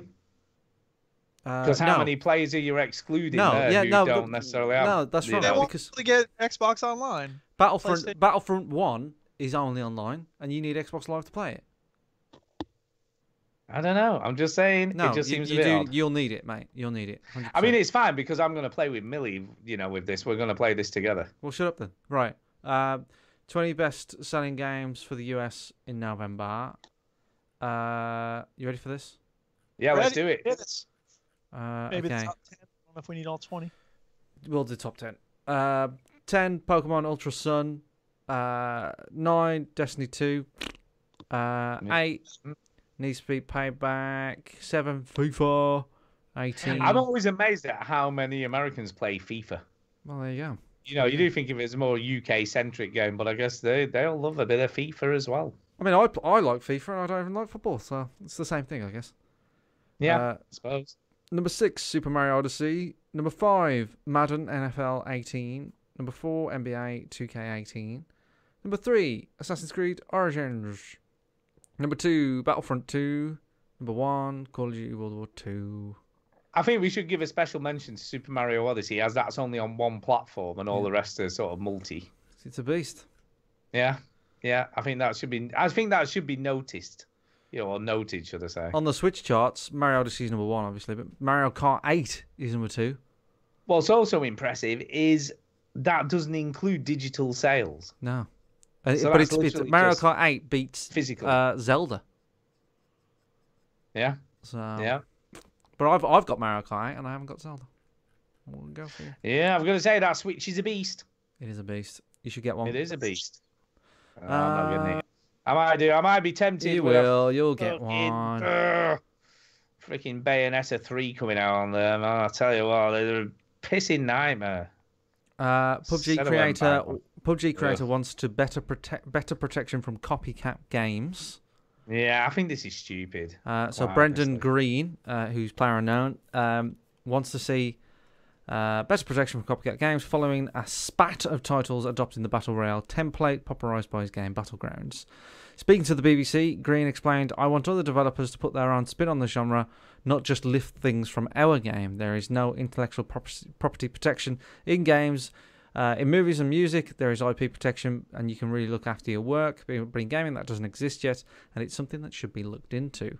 I don't think that's necessarily true. There is protection, but I still think there is, everyone uses the same 3 chords, all that kind of stuff, Yeah, but like if your song It's still the sounds like same- if you know there's that Taylor Yeah, it Swift song. depends how much There's it that sounds like. Taylor Swift song, wasn't there, about I'm too sexy for your shirt? Sort of Yeah, rip-off. but she got permission for that. That was already agreed. So yeah, but it the wasn't- fact that she had to didn't do get it. permission for Yeah, it, yeah. you know, is protection. I can kind of see his argument, but you know, it just kind of sounds like a rich man wants to be more rich to me. Yeah, but he's So- rich enough. Let's be honest. He is rich already. Yeah, so I don't know. I can kind of see where he's going with it, but I don't know. I don't know why he cares. Why is he so bothered? I mean, he sold 1 million in 2 days on the Yeah, Xbox. Why I does he don't know. give a shit? Kind of, if anything, it makes him look worse. It does, mate. It Uh, makes him look like a dick. Anyway, Honestly. PUBG for Life. Rockstar has officially announced a new GTA Online mission that will unlock a gun in Red Dead Redemption 2. And that's about it. So Are you getting back on it for this? I have been not for that. That's the first I've heard of that. But there is another DLC. Well, not DLC, but they're updating the online to have this crazy mode in it. It's another heist. Yeah, but this is part of the heist, I believe. Oh, So is there's it? like- Yeah, well, there's I don't know anything hidden about this. I don't care about a gun in Red Dead Redemption 2, but that Of heist. course you do. No, I don't. No, I don't. But the heist, the new heist thing, I think it's like the Doomsday heist or something, looks really, really good. And me and Marsh have been talking about playing it again. But GTA Online is just a monster. I mean, every time I play GTA Online, I think, why have I stopped playing GTA Online? Do you know what I mean? It's just, there's so much to do. It's ridiculous. Monster Hunter World Open PS4 beta dates have been announced. None of us are Monster Hunter fans, really. Are No, we? I'm going to give this a play because I've You gonna give never it a go? played one. No, Yeah, I've never. certainly I'm gonna give it a go. I've seen it. I've seen people play it, and I've met Monster Hunter fans, and I don't get it. It's not for me. I don't get it, but it does look kind of cool, so I am going to give it a whirl. I'll probably have no idea what I'm doing and get killed straight away, but other yeah. than that, you know, I'm going to give it a go. Yeah, but there's a good reason for that. You really suck. Yeah. True. FCC votes to overturn net neutrality rules. Brings us one step closer to a destroyed internet, according to Kotaku. Yeah, so what do you know what this is all about, Duke? Because obviously we don't live in America, so this doesn't affect us at all. Well, not yet, but it might. So the FCC is the Federal Communications Commission, and they just voted this. There's this tiny committee, 5 people, and they voted 3-2 to overturn the rules that were set down by the Obama administration to keep net neutrality, which means right now you pay a certain fee for internet access, and that's it. And you can access whatever you want at any time on your internet, and the internet company has to grant you access to whatever you want to access. Once net neutrality goes away, let's say my internet access is through Spectrum, and Spectrum owns a streaming service. So they have some deal with Amazon. They're going to make Netflix run more slowly. Right. Yeah, so they're going to sort of limit the sort of stream or whatever, or the connection to that So website. to translate it into British language, that's like if you picked Sky for your internet, they would make Netflix and Amazon streaming services slow, and because they want you to join It's Sky. going to affect gaming. It's going to affect streaming, movies, and TV. And once the U.S. does this, I bet a lot of other countries can be like, "Oh, look, the U.S. has done it. We should do it too." I mean, the fight's not over. We're going to keep pushing on this in Congress and stuff, but it's going to be very difficult to overturn this because the FCC has a lot of power. Right. So a lot of us are really upset and angry. And there's one guy who's been pushing for this, the head of the FCC right now, and everybody hates him. So his name is Ajit Pai. Is he getting paid? Presumably, but we don't know specifically. Why else would he do it? Why does he care? Exactly, right, yeah. That's the thing. It's called regulatory capture. You do what the industries want when you're in government, and then as soon as you leave government, you have a cushy job waiting for you. It happened. What? And he used to be an industry lobbyist, according to the Duchess. Right. And if you can't trust somebody yelling at you from the next room, who can you trust? Exactly. 2 rooms away, she insists. Yeah, I mean, I'm just having to read up how it affects the UK. There is some of that in the UK, and Virgin already do it from reading this, which I hadn't really considered that, but they do. Because what Virgin do, and this is the way they implement it here, if you have Virgin, you don't use any of your data for WhatsApp. So if you're using WhatsApp, there's no data you charge for it.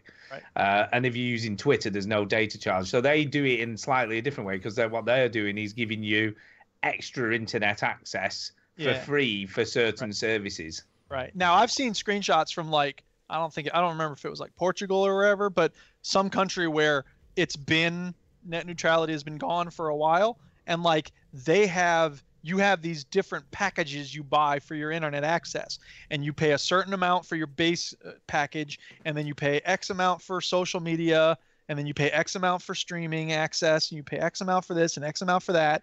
And so everybody's buying different packages, and you might realize, oh wait, I don't have this package, I can't access this website.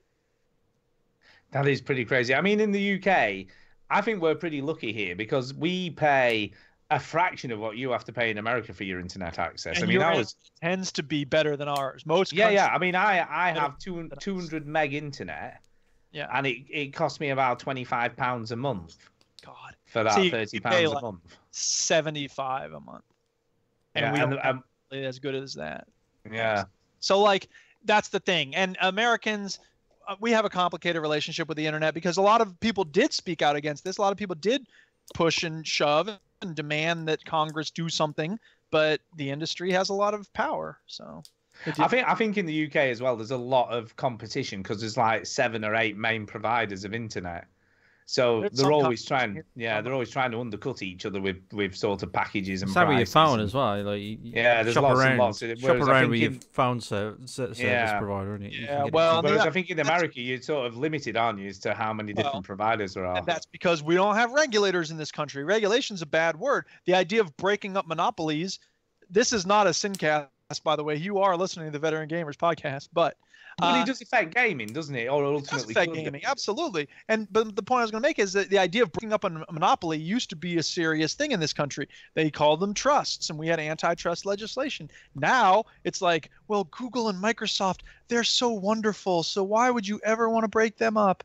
That is true. Because they control everything. That is true. They're great. Yeah, you see, in the UK, our Monopolies and Mergers Committee are pretty good, and they make sure there's competition out there, and they stop that shit happening. And in the United States, they just said, "Oh, Disney buying Fox? Why not? What could go wrong?" So now Disney owns The Simpsons. Yeah, but you're gonna get Wolverine in your fucking movies in the Avengers. Trailer before the Star Wars movie last night. They showed a trailer for the new Avengers movie, and I could not have been more bored. They kept showing, they kept revealing these different heroes. The only one that was at all interesting to me was Black Panther because he hasn't been in any movies yet. They do have a Black Panther movie coming out. I'm very excited. But they did all these reveals ooh, there's Iron Man. Ooh, here's the Hulk. And I was like, so what? Why does anybody care at this point? That's just I guess you're right. I know. But this stuff's going to happen all the time because there's always a company that wants to be the biggest company and at the top of that pile, doesn't there? So they're always going to be buying up the smaller companies. But Fox, you have to have Fox by no means a small company. No, you're too big. Vertical integration. Again, it's not allowed in the UK. They're pretty good at that stuff. Bragging about how you have a functioning government. Move to England. Don't get us wrong. It's not that great, but stuff like that. What you're saying, Stu, is nobody's corrupt. Nobody's corrupt in the UK. The percentage of Britons who go bankrupt because of medical expenses is zero. Yeah, but the NHS is a different discussion. Yeah, but half of the bankruptcies in this country are because of medical expenses. As soon as the shooting happened in Las Vegas, people started GoFundMe Kickstarters in order to pay for their goddamn gunshot wounds. It's ridiculous. I can't talk for Theresa May as a person because I don't really know what she's like. You don't know her? I don't know her, but I doubt that she's a sociopathic CEO of a company running the country like you've got. Yeah, well, keep rubbing it in. You know what I mean? She's bad, and she has her moments, but she's not a sociopath. Yeah, exactly. In the chat. By the way, sorry, middle of the show, shout out to Obi-Wan Shinobi, Ameriquai, because he said, "How about a hug?" And I'm giving him a virtual hug. In the chat, is it Fiddly Limey? Said no, Fiddly T Limey. All right, he said it's an interesting listen, and then Francis says, "Don't worry, they'll get to the boring shit soon." We do. It's true. So Fraser, I've already talked about PUBG, so this show is already boring. PUBG for life. By the way, it's fidelity timey. All right. Fidelity. Fidelity Oh, timing. Mike can't read. Fidelity limey. Fidelity Oh, limey. Chitty can't read. He's fucking Oh, stupid. I can't read. Mrs. Krabappel never taught me to read. Do we have any more news? Hi, Fidelity. Yeah, there's another- Hi, Fidelity. Hi. There you go. Okay. No, I'm not reading that Anyway. news. I'm not reading that news because it's boring. Boring. Right, we have got speak pipes and we've got emails to get through.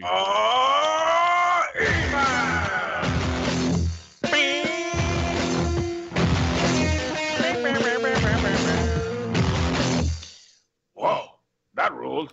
With the mug, you know, the mugs that Nick's gonna send Yeah, us. I'm the gonna 1,000. read the mug, man. I'm gonna read it. 700 mugs. I was just wondering if people are interested in. Well, Look, we'll I would. find out. Let's read the email. Yeah, Let's read the email, but I would. I'll read the email. You read the email first. I'll read the email. This is from You Nick. read it. From Yeah. Nick, and he says, "Hey guys, Hey. hey, Hey, hey, boyfriend. hey, boyfriend." He says, "I have listened to your podcast on a regular basis for the last few years." Now, he's regular a basis podcast. can mean a lot of things. That might mean 1 out of every 10 he listens to, or it Annually. could mean every Annually. week to it twice. Yeah, he listens to a Christmas show. That's what he listens to. That's what he Oh, listens to. Anyway, he says, "I enjoy what you bring to the gaming podcast community. Lol. I work for a major merchandising company based in Manchester. Did he say company, or is that your word? Company, yeah, it's definitely a company. I'm going to Manchester for New Year's, by the way. Merchandise company. I'm going. I'm going for Manchester New Year's, Stu. What are you going to Manchester for? Just For New Year's. What just did for he just New say? Year's. No, just in general. Are you stopping there? Are you coming Yeah. there overnight? See, I live very near to I know you do. Manchester. I'll be with So you should stop Tara's. Stu's house. I'll be with Tara's brother. Ah, Tara's brother. So Tara's not coming. It's just you and Nah, Tara's. forget her. No, So it's I a wanna- lads. It's no, a no, lads- no, no, no. She'll be there. She'll be there. So when are you going from and to then? Eve Day. All right, okay. So One even New Year's Day. Yeah. Interesting. Interesting. Anyway, he says, I want to send you some personalized veteran gamers mugs. Yeah. How cool is that? Sweet. If you like them, maybe you could have some for sale for your fans. Just a thought. If not, at least you'll have some cool mugs for the show. If you're interested, get in touch. All the best, Nick. So, I've Yeah, hook us up. Bring them to our houses. yeah, bring us, man. We I like spoke them. to Nick on PUBG. Very nice chap. And he's from Manchester, and yeah. So I wonder how many people would want a mug. Who would buy a If you mug? want a mug, raise your hand. £100 for a mug. 100. Yeah, let the record show there's 20 people Yeah. asking for mugs. Yeah, we could get like a mug with our 3 cartoon faces on them. That would be cool. That would be cool. Yeah, we could do that. Do it. Well, we could if he can do it. We don't know what he can do. Of course, do he could we, do really? it. I'm guessing it's a He made the offer. He better be able to do it. He just needs a otherwise- fucking picture, and he's Sure. like, "Give me that," and or a PNG or whatever, and I'll put it on. Yeah, there. do it. Lovely. Sort it out, Chinny. Get it fucking sorted. Well, I don't know. I played PUBG with him, and then we didn't talk about it because we was playing PUBG. Oh, I don't know. Email him. You can sort it out. You've got all the PNGs. If I didn't know any better, I think you were more interested You in could get- PUBG than in making money. You Yeah. could get Jake to do some cool new ones or As something. we all know, we're all in this podcasting game to make money. That's We what are. it's all about. That rules everything around me. Creep, get the money. money. Dollar bill, y'all. True. A rich man's world. Boo. Anyway, we have got another email. Let's do that one. Yeah. And this is entitled "'Tis the Season to Be Angelina." Okay. Uh-huh. Okay. And it's from our regular emailer, Derek Sands. That's hand. Texans! And he says, "Happy holidays." Is he American now? Happy holidays. We've heard he sounds Welsh. He's Welsh. He's not American. He's going from- on here? He's not Welsh. He sounds Welsh, though. He sounds like He's Anthony Hopkins, Geordie. doesn't he? He's Geordie. I think if he's not feeling, he's probably unwelsh. Ah, Anyway, he says, "Happy holidays, veteran gamers and all podcast listeners. yeah. Happy holidays to you too, buddy. Thank you for reading my email last week, as well as playing my 3 speak pipes." Yeah, he was a busy boy. He was a busy boy last week. After recently watching the Jim Carrey movie Me, Myself, and Irene for the first time, Oh yeah.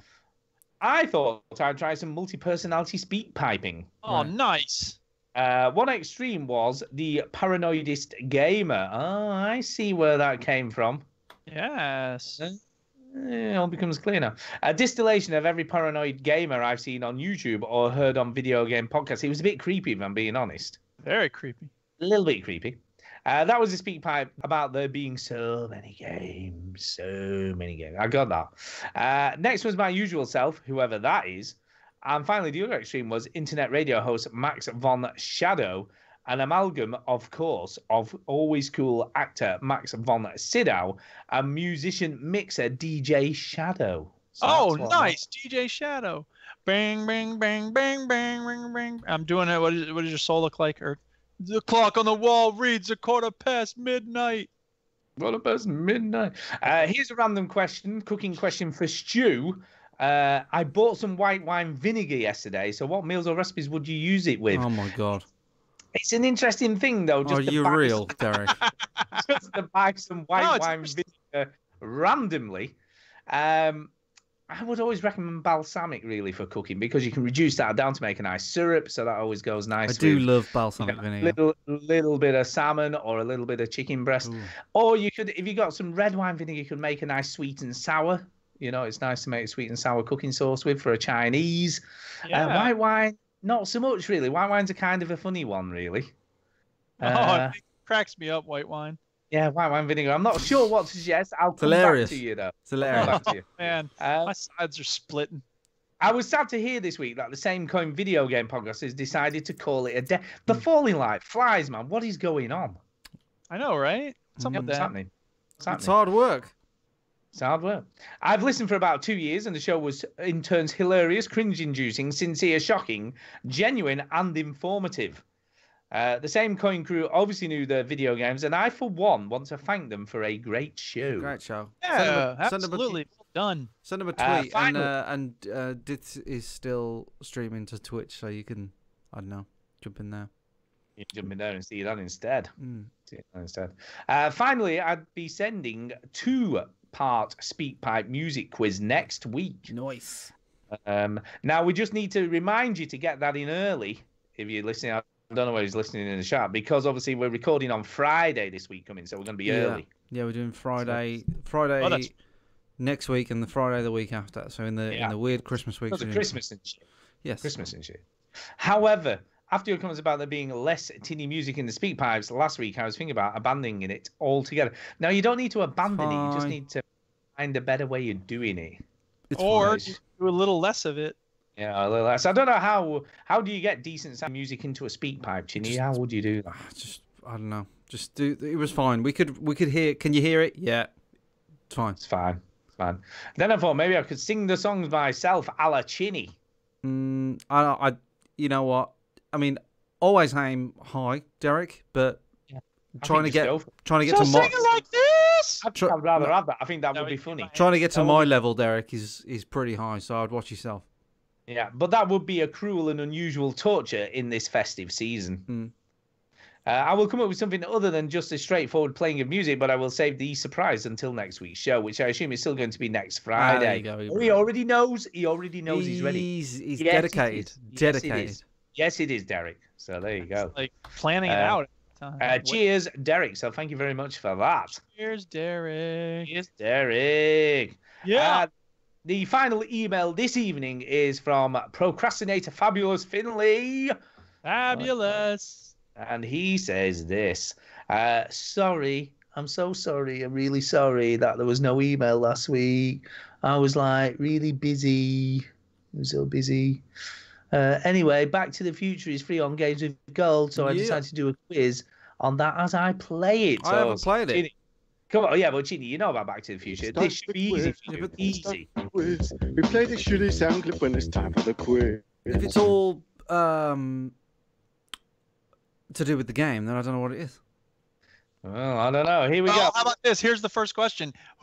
Marty McWho is the main character? Fly. There you go. You won. You knew. Got it. Yeah. What is the name of the gadget he uses? It's the flux capacitor. There you go. You see? Yeah. Brilliant. 2 for 2. Whoop, whoop, whoop. Anyway, here we go. Here are the real questions. Number 1. What year I think they are about the game, by the way. What year do you have to travel to find Emmett's 17-year-old self? Doesn't happen in the movies. I'm fucked.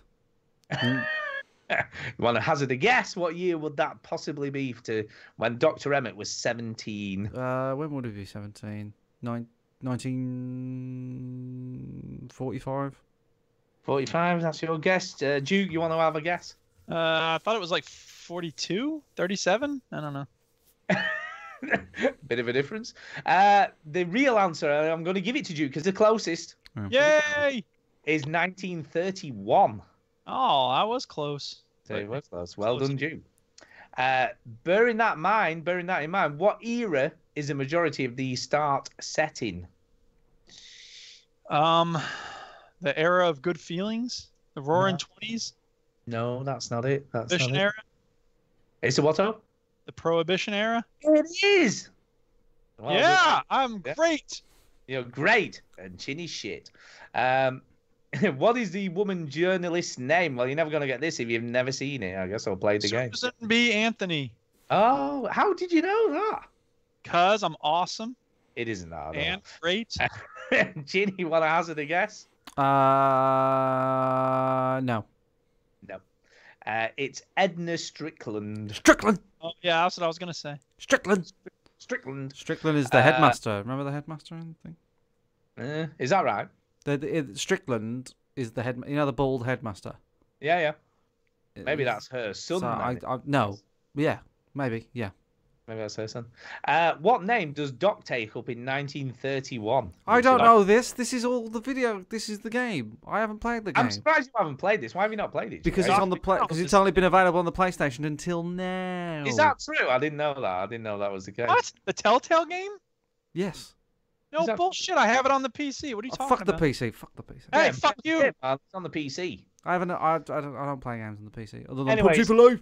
It's Carl Sagan. So there you go, Carl Sagan. Oh, okay. Carl Sagan. And finally, what is the Earth is round. Billions and billions. I sound like Bill Cosby. Fun fact: he never actually said millions, billions ever. Oh, ever that's the never joke said it. people make about him though. So millions, billions.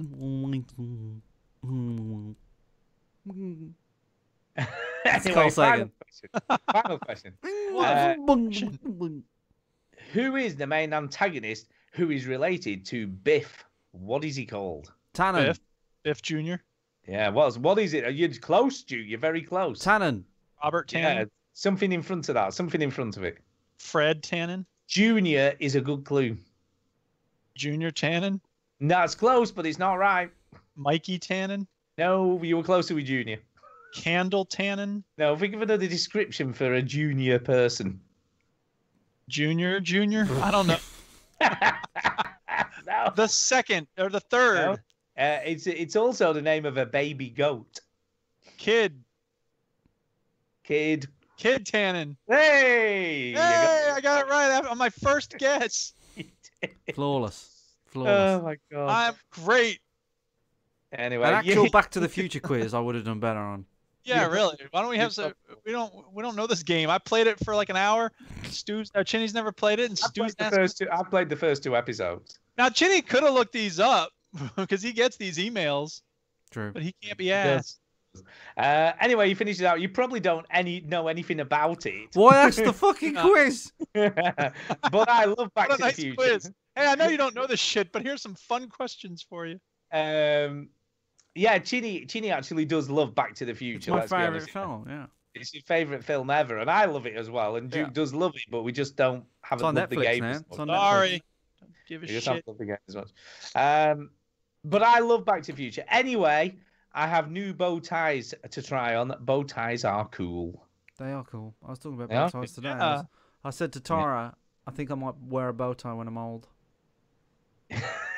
Smoke the pipe. I can tie a regular tie, but I can't. I think I'm going to wear a hat and a bow tie when I'm old. Do you know, I can kind of imagine that in a weird sort of way. Yeah. I'm going to dress, when I'm old, I'm going to dress smart. I'm gonna dress smart. I'm gonna dress It'll be smart. like I'm gonna dress like nursing shit. home in like waistcoat. Yeah. I'm going down to dinner. I'm just going to get dressed. Well, you think about nursing homes when I'm older, it's just going to be full of fucking PlayStations and Xboxes, isn't Yeah, it? exactly. That's what I can't wait. Oh my god, I cannot wait. You know, like when the old people are like, "Don't put me in a nursing home," I'm going to be begging my kids to put me in a Yeah, nursing really. home. Please Better do put it. me in a nursing home, goddammit. We're gonna put you in a nursing home, Grandpa. Yes. I want But to. they're not gonna have any internet. Yeah, I want to play Back to the Future, the video game, because I got a quiz about 50 years ago. And I'm gonna go back to the future and win the quiz. In the future. In the future. And that's it for emails. So again, 2000. as always, thank you to everybody who took the time to write us an email this week. So Yeah, thanks You a can lot. write. You can write us an email. You just go to veterangamers.co.uk and just click the contact thing. Contact. And And now get here's it. a special message for the people who wrote us in. Yourself. Brilliant.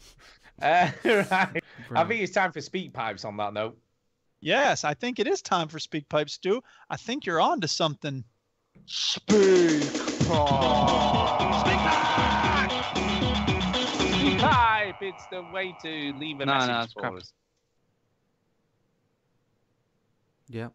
Yeah, all right, here we go. What are you Speak doing? Pipe. Did you fall asleep there, Duke? in I between don't know what the I'm doing. pickle? Anyway, the first Speak Pipe comes to us from the annoying sound effects guru. Wait a minute, that's me. But I'm sometimes a little slow on the draw. So here we go, 34 seconds. Any day now, you want to play, speakpipe.com. There we go.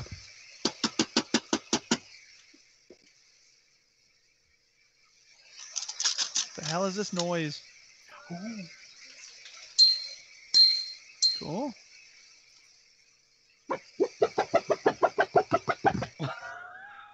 Jesus Christ, y'all.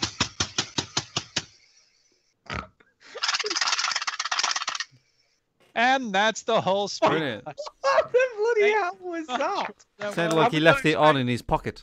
Is it like the secret noise if we got to try and guess what it was? See, I don't know. I'm of two minds when I hear that. Like, I like it, but I think it's kind of obnoxious. So I guess you could say I'm torn.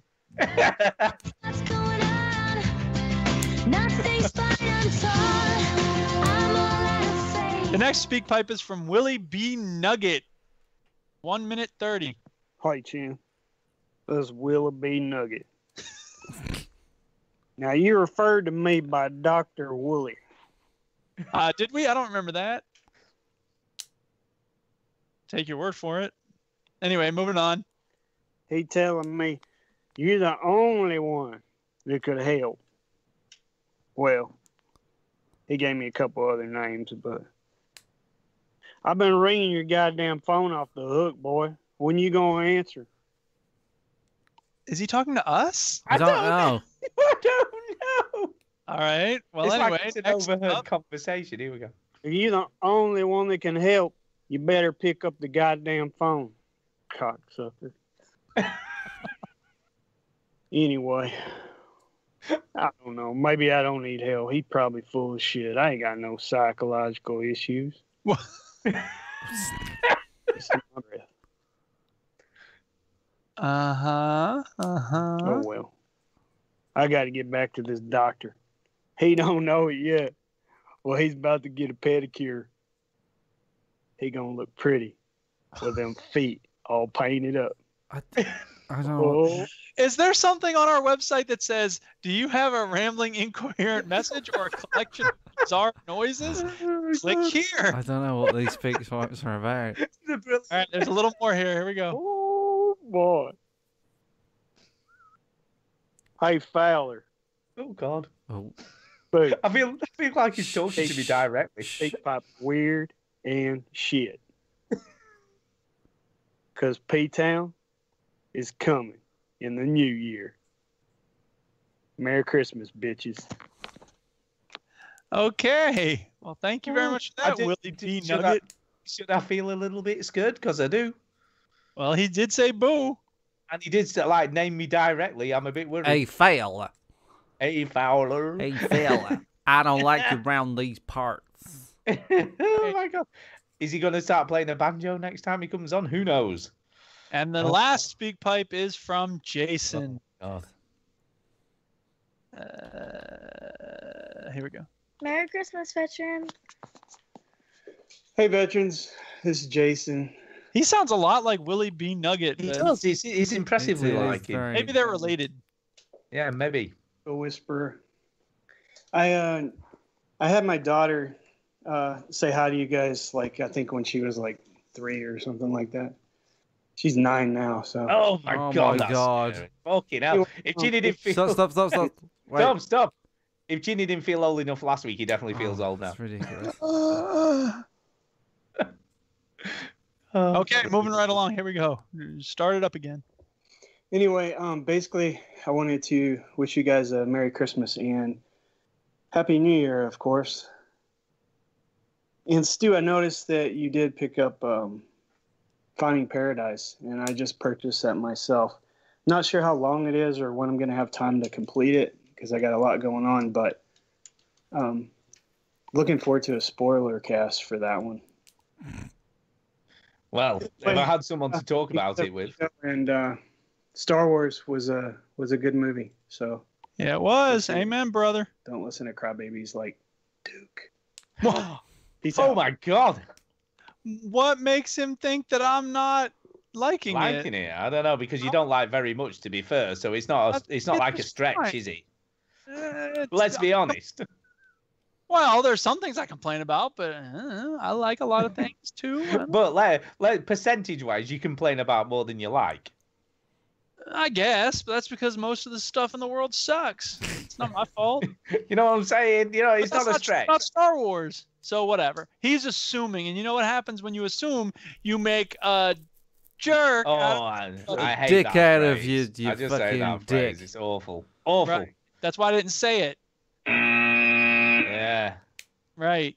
The only ass is the person saying it. That's what I say. That's all the speak pipes. It's time for a shout out. Hey! Shout out. Can I just say, inferably, whatever that is, 726 and Fidelity Limey, talking about Night in the Woods, which is great. I do agree, but it is a bit of a depressing jaunt. Yeah. But it is a good game. Nobody. It's a good game, though. It is a good game, but a little tad, just a tad depressing. Yeah. What else do you want to play? You know what I mean? Oh, Exactly. I'm in the mood for a good old depressing game. Yeah, yeah, but it is well done. It is kind of cool. Right, Duke, over to you for a shout out. I will shout out Amiraquai, Obi-Wan Shinobi, because he wanted a hug on Twitter. So there's a hug for you. And I will shout out everybody listening. And yeah, the Los Angeles Rams are battering the Seahawks. Okay, whatever. Thanks. Yeah, who else? I'll shout out Ian Williams. He says that people are saying Star Wars is not a true Star Wars film, but that's not him saying it. It's just that people are. But anyway, he agrees with me that it's a good game or a good movie. Greg DeLacy talking about 20 million on PC and it's not finished. So yeah, that's it. Those are my shout outs. Thanks everybody for listening. Yeah, there you go. Well, I'll shout out, as always, all the contributors to the show. So everybody who emails in, everybody who sends us speak pipes, however weird they are, they're kind of funny. I kind of like them. Yeah. So, you know, keep them coming. Keep them coming. I don't care. Obviously, I'm going to shout out Chinny this week for providing some musical impromptu stuff. But he kind of forgot halfway through the show that he was doing that, which is kind of a good thing. It's kind of a good thing. I don't think it's all bad that he forgot. Come on. That he forgot. And obviously, I'm going to shout out the... Oh, God. I've done it now, haven't I? Anyway, I'm also going to shout out Fidelity Limey, because I've not seen him in the chat before. New name in the chat. So we always like new listeners, you know. We're always here on a Sunday, apart from this week coming in the week after, where we're going to be here on a Friday. Usually Sunday, but next week and a week after Friday because of Christmas. Friday, because of Christmas. It's Christmas time. Mistletoe and wine. You don't do the singing. Well, okay. I don't even have any musical accompaniment. I just sing. I do it a cappella, man. I like the professional. That's what you call it. A cappella. That's what I'm saying. So, excuse me. And talking of a cappella, we are going to go and watch Pitch Perfect 3. I'm being made to go and watch that on Christmas Eve. Oh, I don't know what it is. All right. Nah, I don't know what it is. The first one was excellent, but I don't know whether it's going to be good or not. The second one was a bit like of a product placement fest. There was like beat shit everywhere. I hate I only watched the second one. I never watched the first one. First one's so much better. Oh, is it? The second one was I need just to a bit switch my shit. Christmas tree lights on. Oh yeah, do that. Let's have it. Brilliant. Yeah, so that's what I'm going to do this week, unfortunately. So, Oh, look at it. I like your little Christmas deck search. Yeah. It's pretty Guys, impressive. I man. went Christmassy this year. I'm liking it. Yeah. God, you've had a haircut. What happened? You get into a fight with a lawnmower? What's going on there? No. I had a haircut. Like, you guessed it straight away. I I don't know what, like, why have you got to add shit? You know what I mean? Like, I don't know, because he does what he if looks I like. actually had a fight with a lawnmower, His hands would be all shredded. It's not going to just concentrate on my hair, is it? It's going to fuck me up. Like Duke lost a bit of his thumb, you'd be losing like your whole face and If stuff. anything, you wouldn't have a fight with a lawnmower. You'd get run over by a lawnmower, wouldn't you? You wouldn't have a fight. A lawnmower wouldn't come up to you and go, "Yo, Chin, I got some fucking problems with the way you do shit." About me. Yeah, you've been talking about me again. Boy, what's all this in here? There's more of me than cutting grass, Yeah, I had a haircut. I don't know what.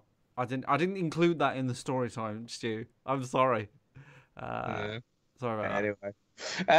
And that's it for me, I guess. So, again, thanks to everybody who listens and supports us because, as far as I'm aware, and I could be wrong here, but we're not going anywhere anytime soon. This is the last show, though.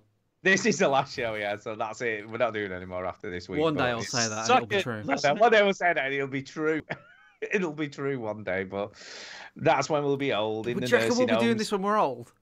Yeah, can you imagine, right? We'll be in the nursing homes and like some Curran like, excuse me, I've just got to set my microphone up here before I get settled in. Yeah, I don't know. Yeah, it could happen. It could happen. Yeah. Anyway, that's it from me. So over to you, Chinny. We'll go to you next. Well, I'll shout out a few people in the chat. The chat's been pretty good tonight. Fiddly Lime, as we talked. Rob Collins on YouTube, he's been watching. Finley's there. Fraser's there. Tuscan. Soul Brother. Jason's in there. Step J was in there earlier.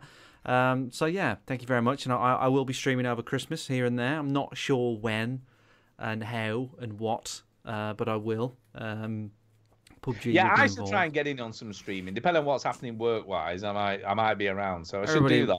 No one cares about seeing you though. You know what I mean? I tell you what, Jason's taking a recommendation. He's picked up Lego City Undercover. Don't you find, I always find that really scary when somebody says, "Hey, Ginny." Oh, it's amazing! You should play it. I get it quite a lot where people go, "I bought PUBG because you were speaking it up, Chinny." I'm like, "Fuck!" Because they don't like it. Oh no! Stop buying stuff because I say it's good. I know that's what we do though. That's what we're doing here, people. It's ridiculous. It's ridiculous. But what I do want to say, so this is Christmas. And what have you done? Another year over. And a new one just begun. So this is Christmas. I hope you've had fun. The near and the dear one. The old and the young. A very Merry Christmas. And a Happy New Year. Let's hope it's a good one. And Bayonetta 3 never gets released. How very dare you? And so on. Pretty good. I quite like that. It's good. Christmas really what good. other Christmas songs are there? What other Christmas songs I don't know. are there? Merry Christmas, everyone, by Shaking Stevens. Merry Christmas, everyone. That's a good one. Snow is falling. Yeah. I've never tried to play these before, so this is all new to me. Okay, so it's G. Oh, capo. I need a capo. Or capo, as the Americans call it. A capo, or capo. I need my capo. Have you got one handy? Have you got a capo handy? Yeah, I do indeed. Snow is falling all around me. I don't know. Children playing, having fun. There you go. 'Tis the season, love and understanding. Merry fucking Christmas, everyone. Yeah. That's good. What other ones have we got? Just shake- keep going. I'm not going to end the show. What's the Mariah Carey one? There's a Mariah yeah. Carey one. What's What that does one? that one go? the end of the show. No, Duke, no. Duke hates this. No. What you don't need to do that because it'll turn off when it ends. No, what's the matter? Why don't you listen to another podcast, you ungrateful fuck? Duke doesn't even want to do his shout outs, he just wants to get the hell out of it. I did my shout outs. What are you talking about? Have you done yours as I'm well? sure I didn't know I you did. aimlessly scrolled through my Twitter feed to see who I should thank. Oh, yeah, so you did. It's true. It's true. Oh, yeah. All I Want for Christmas, isn't it? All on... Oh, yeah. All I want for Christmas is you. Or something like that. It doesn't even go like that, does it? No, nothing like that. It goes like this, right? You ready? Okay, Here, yeah, let's- hold on. I could do Mariah Carey. I can copy Oh, her. so you can hit the notes. No Go for it, problem. man. You know, that's it. That's Mariah There you Carey right go. there. Okay. I don't want a lot for Christmas. There's just one thing that I need. I don't care Some Mariah Carey for you. about the presents. Oh shit! I don't know. C minor, E flat. Fuck me. God, I haven't played this chord in a long time. Underneath the Christmas tree, I just want you. Oh, did it B7? It's a tricky one. For my own, more than you could fuck ever know. Oh, ever know. There's some tricky chords in this one. You gotta hear Mariah Carey halfway through. You go, hang on 1 sec. Make my wish come true. All I want for Christmas is stew. Oh, I like it. I like what you did there.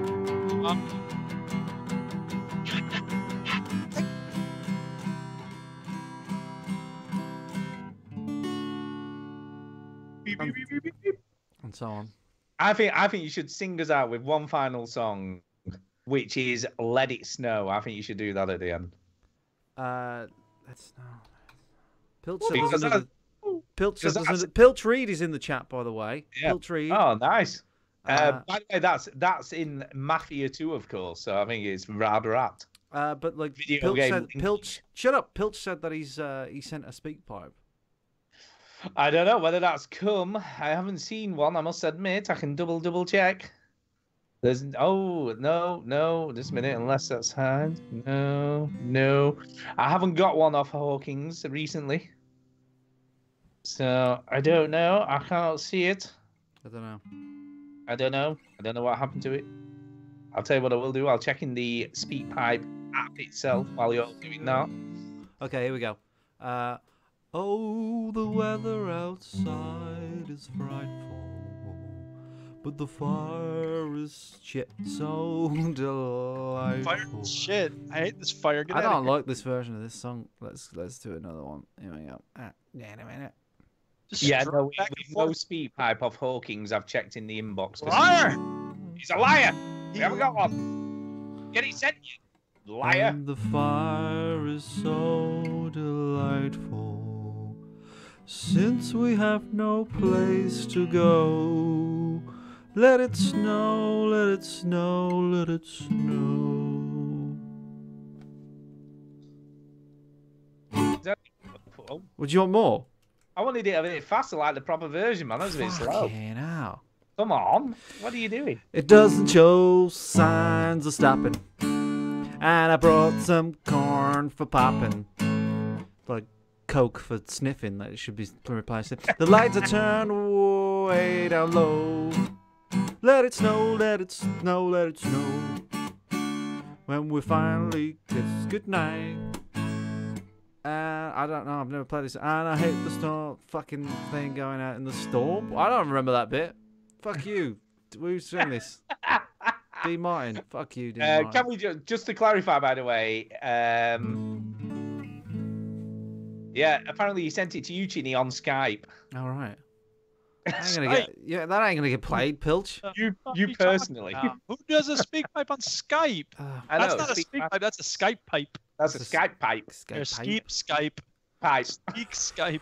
How am I gonna send that? Skeep pipe. Skibbity pap pap. Oh yeah. Bow. Spitty bow. How Anyway, am I we'll gonna- have to do it next week. I was too We'll have late. to, I'm sorry, Pilch, because I'm gonna download it and we'll do it next week. I'm sorry, mate. Ginny don't do stuff like that. He forgets all the time. Next week. Yeah. And that's it. We got to get. Come on, we have got to get out of here. Is there another Christmas? Now you got to get out of here. Now we are in a big rush. Chinny, do 7 more songs. Look, I said one last song. I didn't say that. Give me another song. Christmas in Hollis. No, I can't do that. Yeah, you can. Wow, this is a really good version, Chinny. You're amazing. Macaroni and cheese, and Santa put gifts under Christmas trees. That's true. I did say the Pilch. Darkness did one. Pilch sent me that. On that, send it to the boys. Yeah, he did. He called me a cock. I am a cock because I did say I would do it. Yeah, it's true. Sorry, Pilch. We'll do it next week. I'm sorry. I don't know. I forget things really easily. Ask anybody that knows me. I don't text back. Why are you talking about Pilch? I don't know. Get it? I forgot things really easily too. What was the other song? The Darkness, Christmas Time, Don't Let the Bells End. No, I don't like that song. You don't know it? No, I don't like it. I don't like it. You've probably heard it, I would have said. No, I don't like it. It's a great Christmas song. Everything's dark. I don't like the dark. Okay, I'll find you another one. Good God, this is to play us out, right? No more after this. Okay.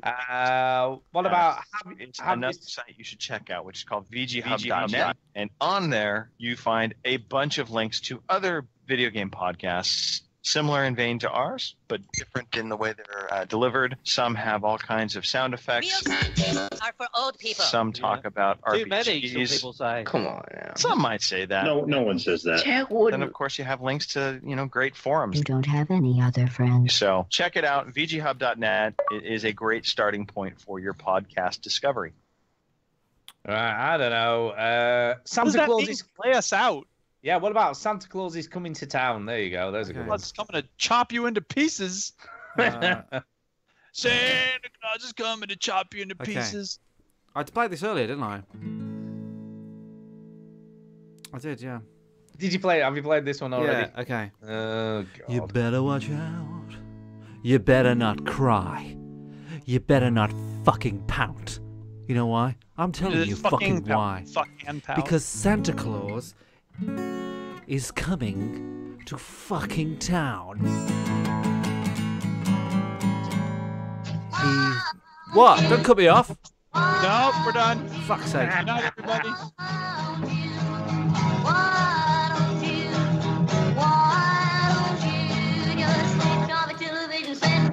Something less boring instead. Sitting at home, watch TV, burning up slow good to me.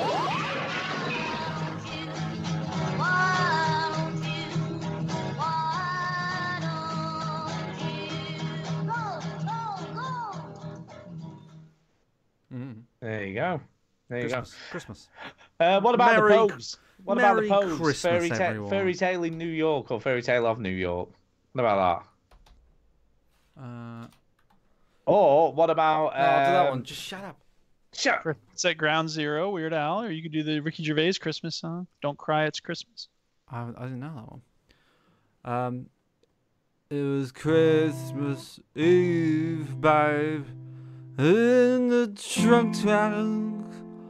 All my said to me, sing another one, and then he sang a song.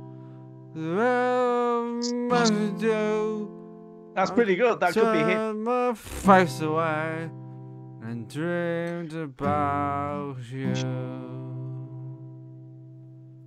That's pretty good. Is that it? No, you don't even got to the best bit. What's going on? What's the best bit? Well, when the chorus starts. I mean,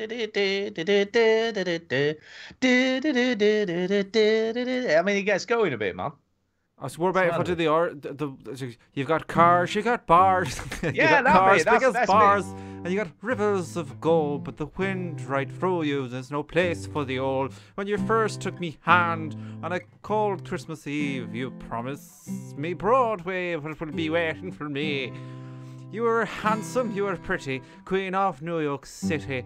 When the band finished playing, they howled out for more. Sinatra was singing, all the drunks there were singing. We kissed on the corner and danced through the night. The boys of the NYPD fucking PD choir was singing Galway Bay, but the bells were ringing out for Christmas Day. Alright, well, I'll get to the bit. You're a bum, you're a punk, you're an old slut and drunk, living there almost dead in a drip in that bed. You're a scumbag, you maggot, you cheap, lousy, can't say anymore. From Happy Christmas, you arse. I'll play God, it's our last. There you go. And the boys were singing Galway Bay. And now Ricky Gervais' Christmas song, which I really like. This is one of my favorite Christmas songs ever. Should care about people less fortunate to have.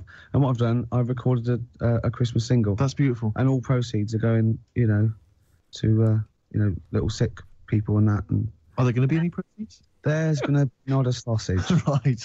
So I'm safe. But I'll tell you this, I was thinking actually, I was listening this morning, and you go in, doing some Christmas shopping, you go in the shops, and there's always, Walking in a Winter Wonderland, and all those songs. No one writes those sort of things anymore. No.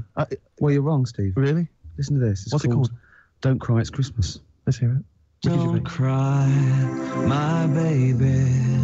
Santa's coming soon. Though you ain't got a mommy or daddy, Santa still loves you. And he's riding on his reindeer to trample down the gloom. So don't cry, baby. Santa gonna make it soon. Don't cry, my baby. Santa's feeling kind, though you never see him. He's not just in your mind, and it's not that he's invisible. It's because you're going blind. So don't cry, it's Christmas. Santa's still on time. One more verse. Don't cry, my baby. Santa's on his way. He's got 6 billion children, and he's only got one day. You've got slightly less than that. If I were you, I'd pray. So don't cry, it's Christmas. You're nearly 10, it's a little game. It's a little gay. Yeah. There you go. Classic. There you go. It's Christmas. Santa's feeling fine, though it's a good song. Like that. Good song. Catchy. It's catchy, man. Yeah. I never heard it in the charts, but it's catchy. It's good. And that's the veteran. That really is it. That Christmas is it show. Merry Christmas. It's a Christmas show before the Christmas show. That's what it is. Christmas. See ya. See ya. All right. Control S. Save. There you go. Don't cry, it's Christmas. Santa's coming soon. Though you ain't got a mommy or daddy, Santa still loves you. Ginny's going to be playing that all That's one thing Ginny's really good at is being able to adapt. If you mess up a line, you just keep going. Some people catch themselves and try to, I got to redo that line. Oops. You just gloss over it. Like life. Just blag it all. Yeah. By the way, do you know what Fidelity Limey means when he says, thanks for podcast matters, we'll be benching this upcoming week? What does that mean? It means he's going to be working out. Weights, man. Working out. No, we'll be benching this upcoming week. Yeah, he's going to be benching it. He's I going don't to be know, listening while he's benching things. I mean, that's a good thing. I don't know what it is, but it sounds all right. I don't know. Bruh, help me bench ya, bruh. Bruh. Yeah, brah.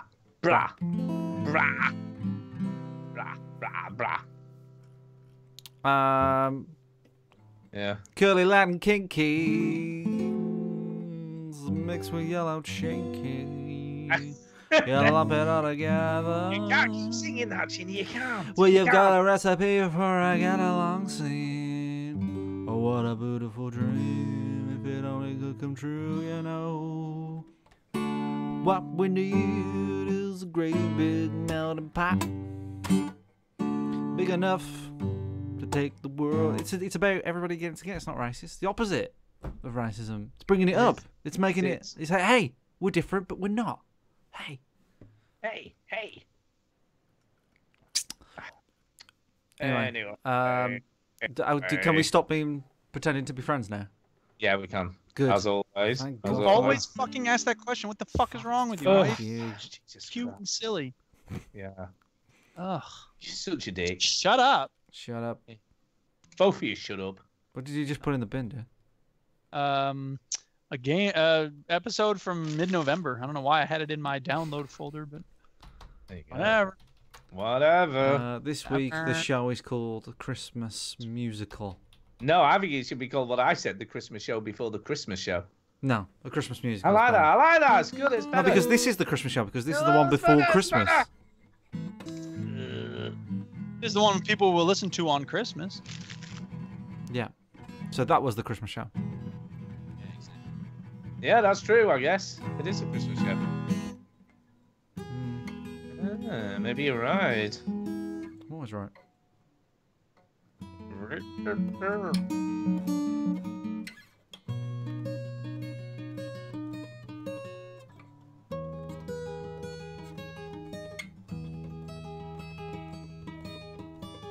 Shit.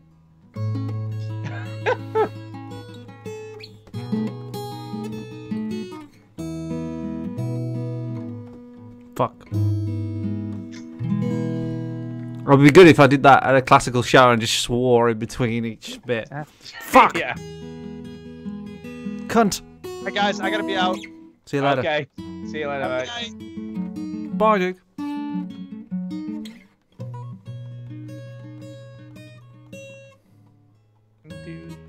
So is Millie excited for Santa Claus? She's always excited for Christmas. She loves Christmas.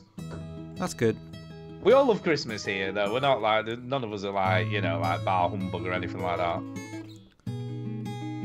So, Well, that reminds me, I'm going to send that tweet to Justin. Justin! Bless him. Bit late to be playing the guitar, really, isn't it? It is. Yeah, problem. I'm sure Tara loves it. Well, I don't think she's in bed yet, so. How you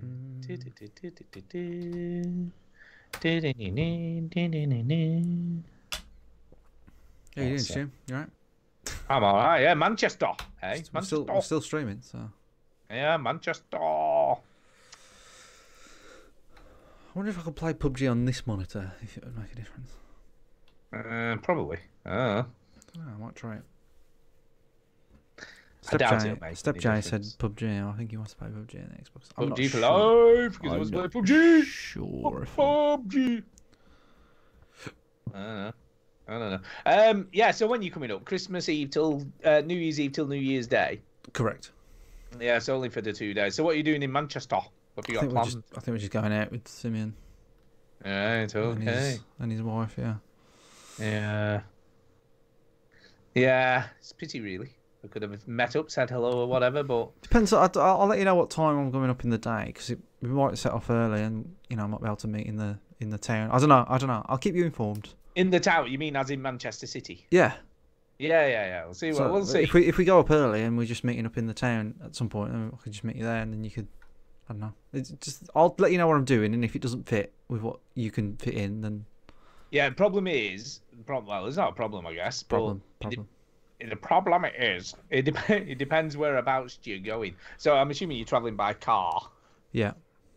Yeah. So I'm just trying to think of what you could do. You see, because it's only, Manchester for us is sort of about 35-minute drive. So it's not terribly far away, 40 minutes. 35, 40 minutes. I mean, we've been there today. We've been to the Trafford Centre, which is obviously next to Manchester. Mm-hmm. Well, I suppose it depends what you're planning on doing. So are you sort of coming up early in the day, doing something lunchtime that you see? Because we do stuff on New Year's Day, you see, so that's the problem. So we've got stuff planned. Well, but... maybe what you got planned on New Year's Day? Don't know yet. We usually Kay's mum. We go to Kay's mum and dad's, you see. So I could possibly say hello in the morning, but that's a bit of a drive. drive just to say hello in the morning, or the alternative is if you come up early enough. Oh, mind you, there's nowhere to go, is there? I was going to say we could do something like, because Leyland is only a jaunt off the M6 before you go to Manchester. So you could sort of come up, like we're literally on the motorway junction, so you could pop in and say hello here in the morning. And then obviously Manchester's only a 35-minute drive from us. You literally would, you'd have to drive. You see, you could get there sooner from your end, but it's only like another 35 minutes from here, so it's up to you. That would probably be easier if you wanted to say hello to Millie and whatnot, and that will be a nice surprise for Kay. She'd be like, "What's going on?" Yeah, we'll see. We'll see what fits in. We'll see. Yeah, see what you're doing. See what you're doing. Yeah. Because it's. Let me have a look. Just a minute. I'm just gonna check it out now. Check it out now. Just a minute. Hold up. Hold up. Just a second. Just a minute. Let's have a look at something. Just out of interest. Yeah, because you go Wolverhampton and then directions to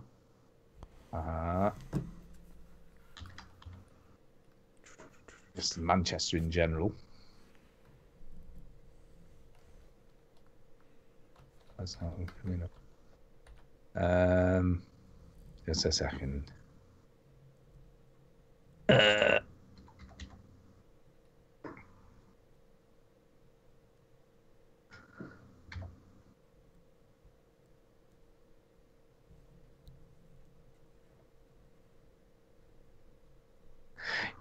Yeah, so the way you go, it's actually not too bad, really.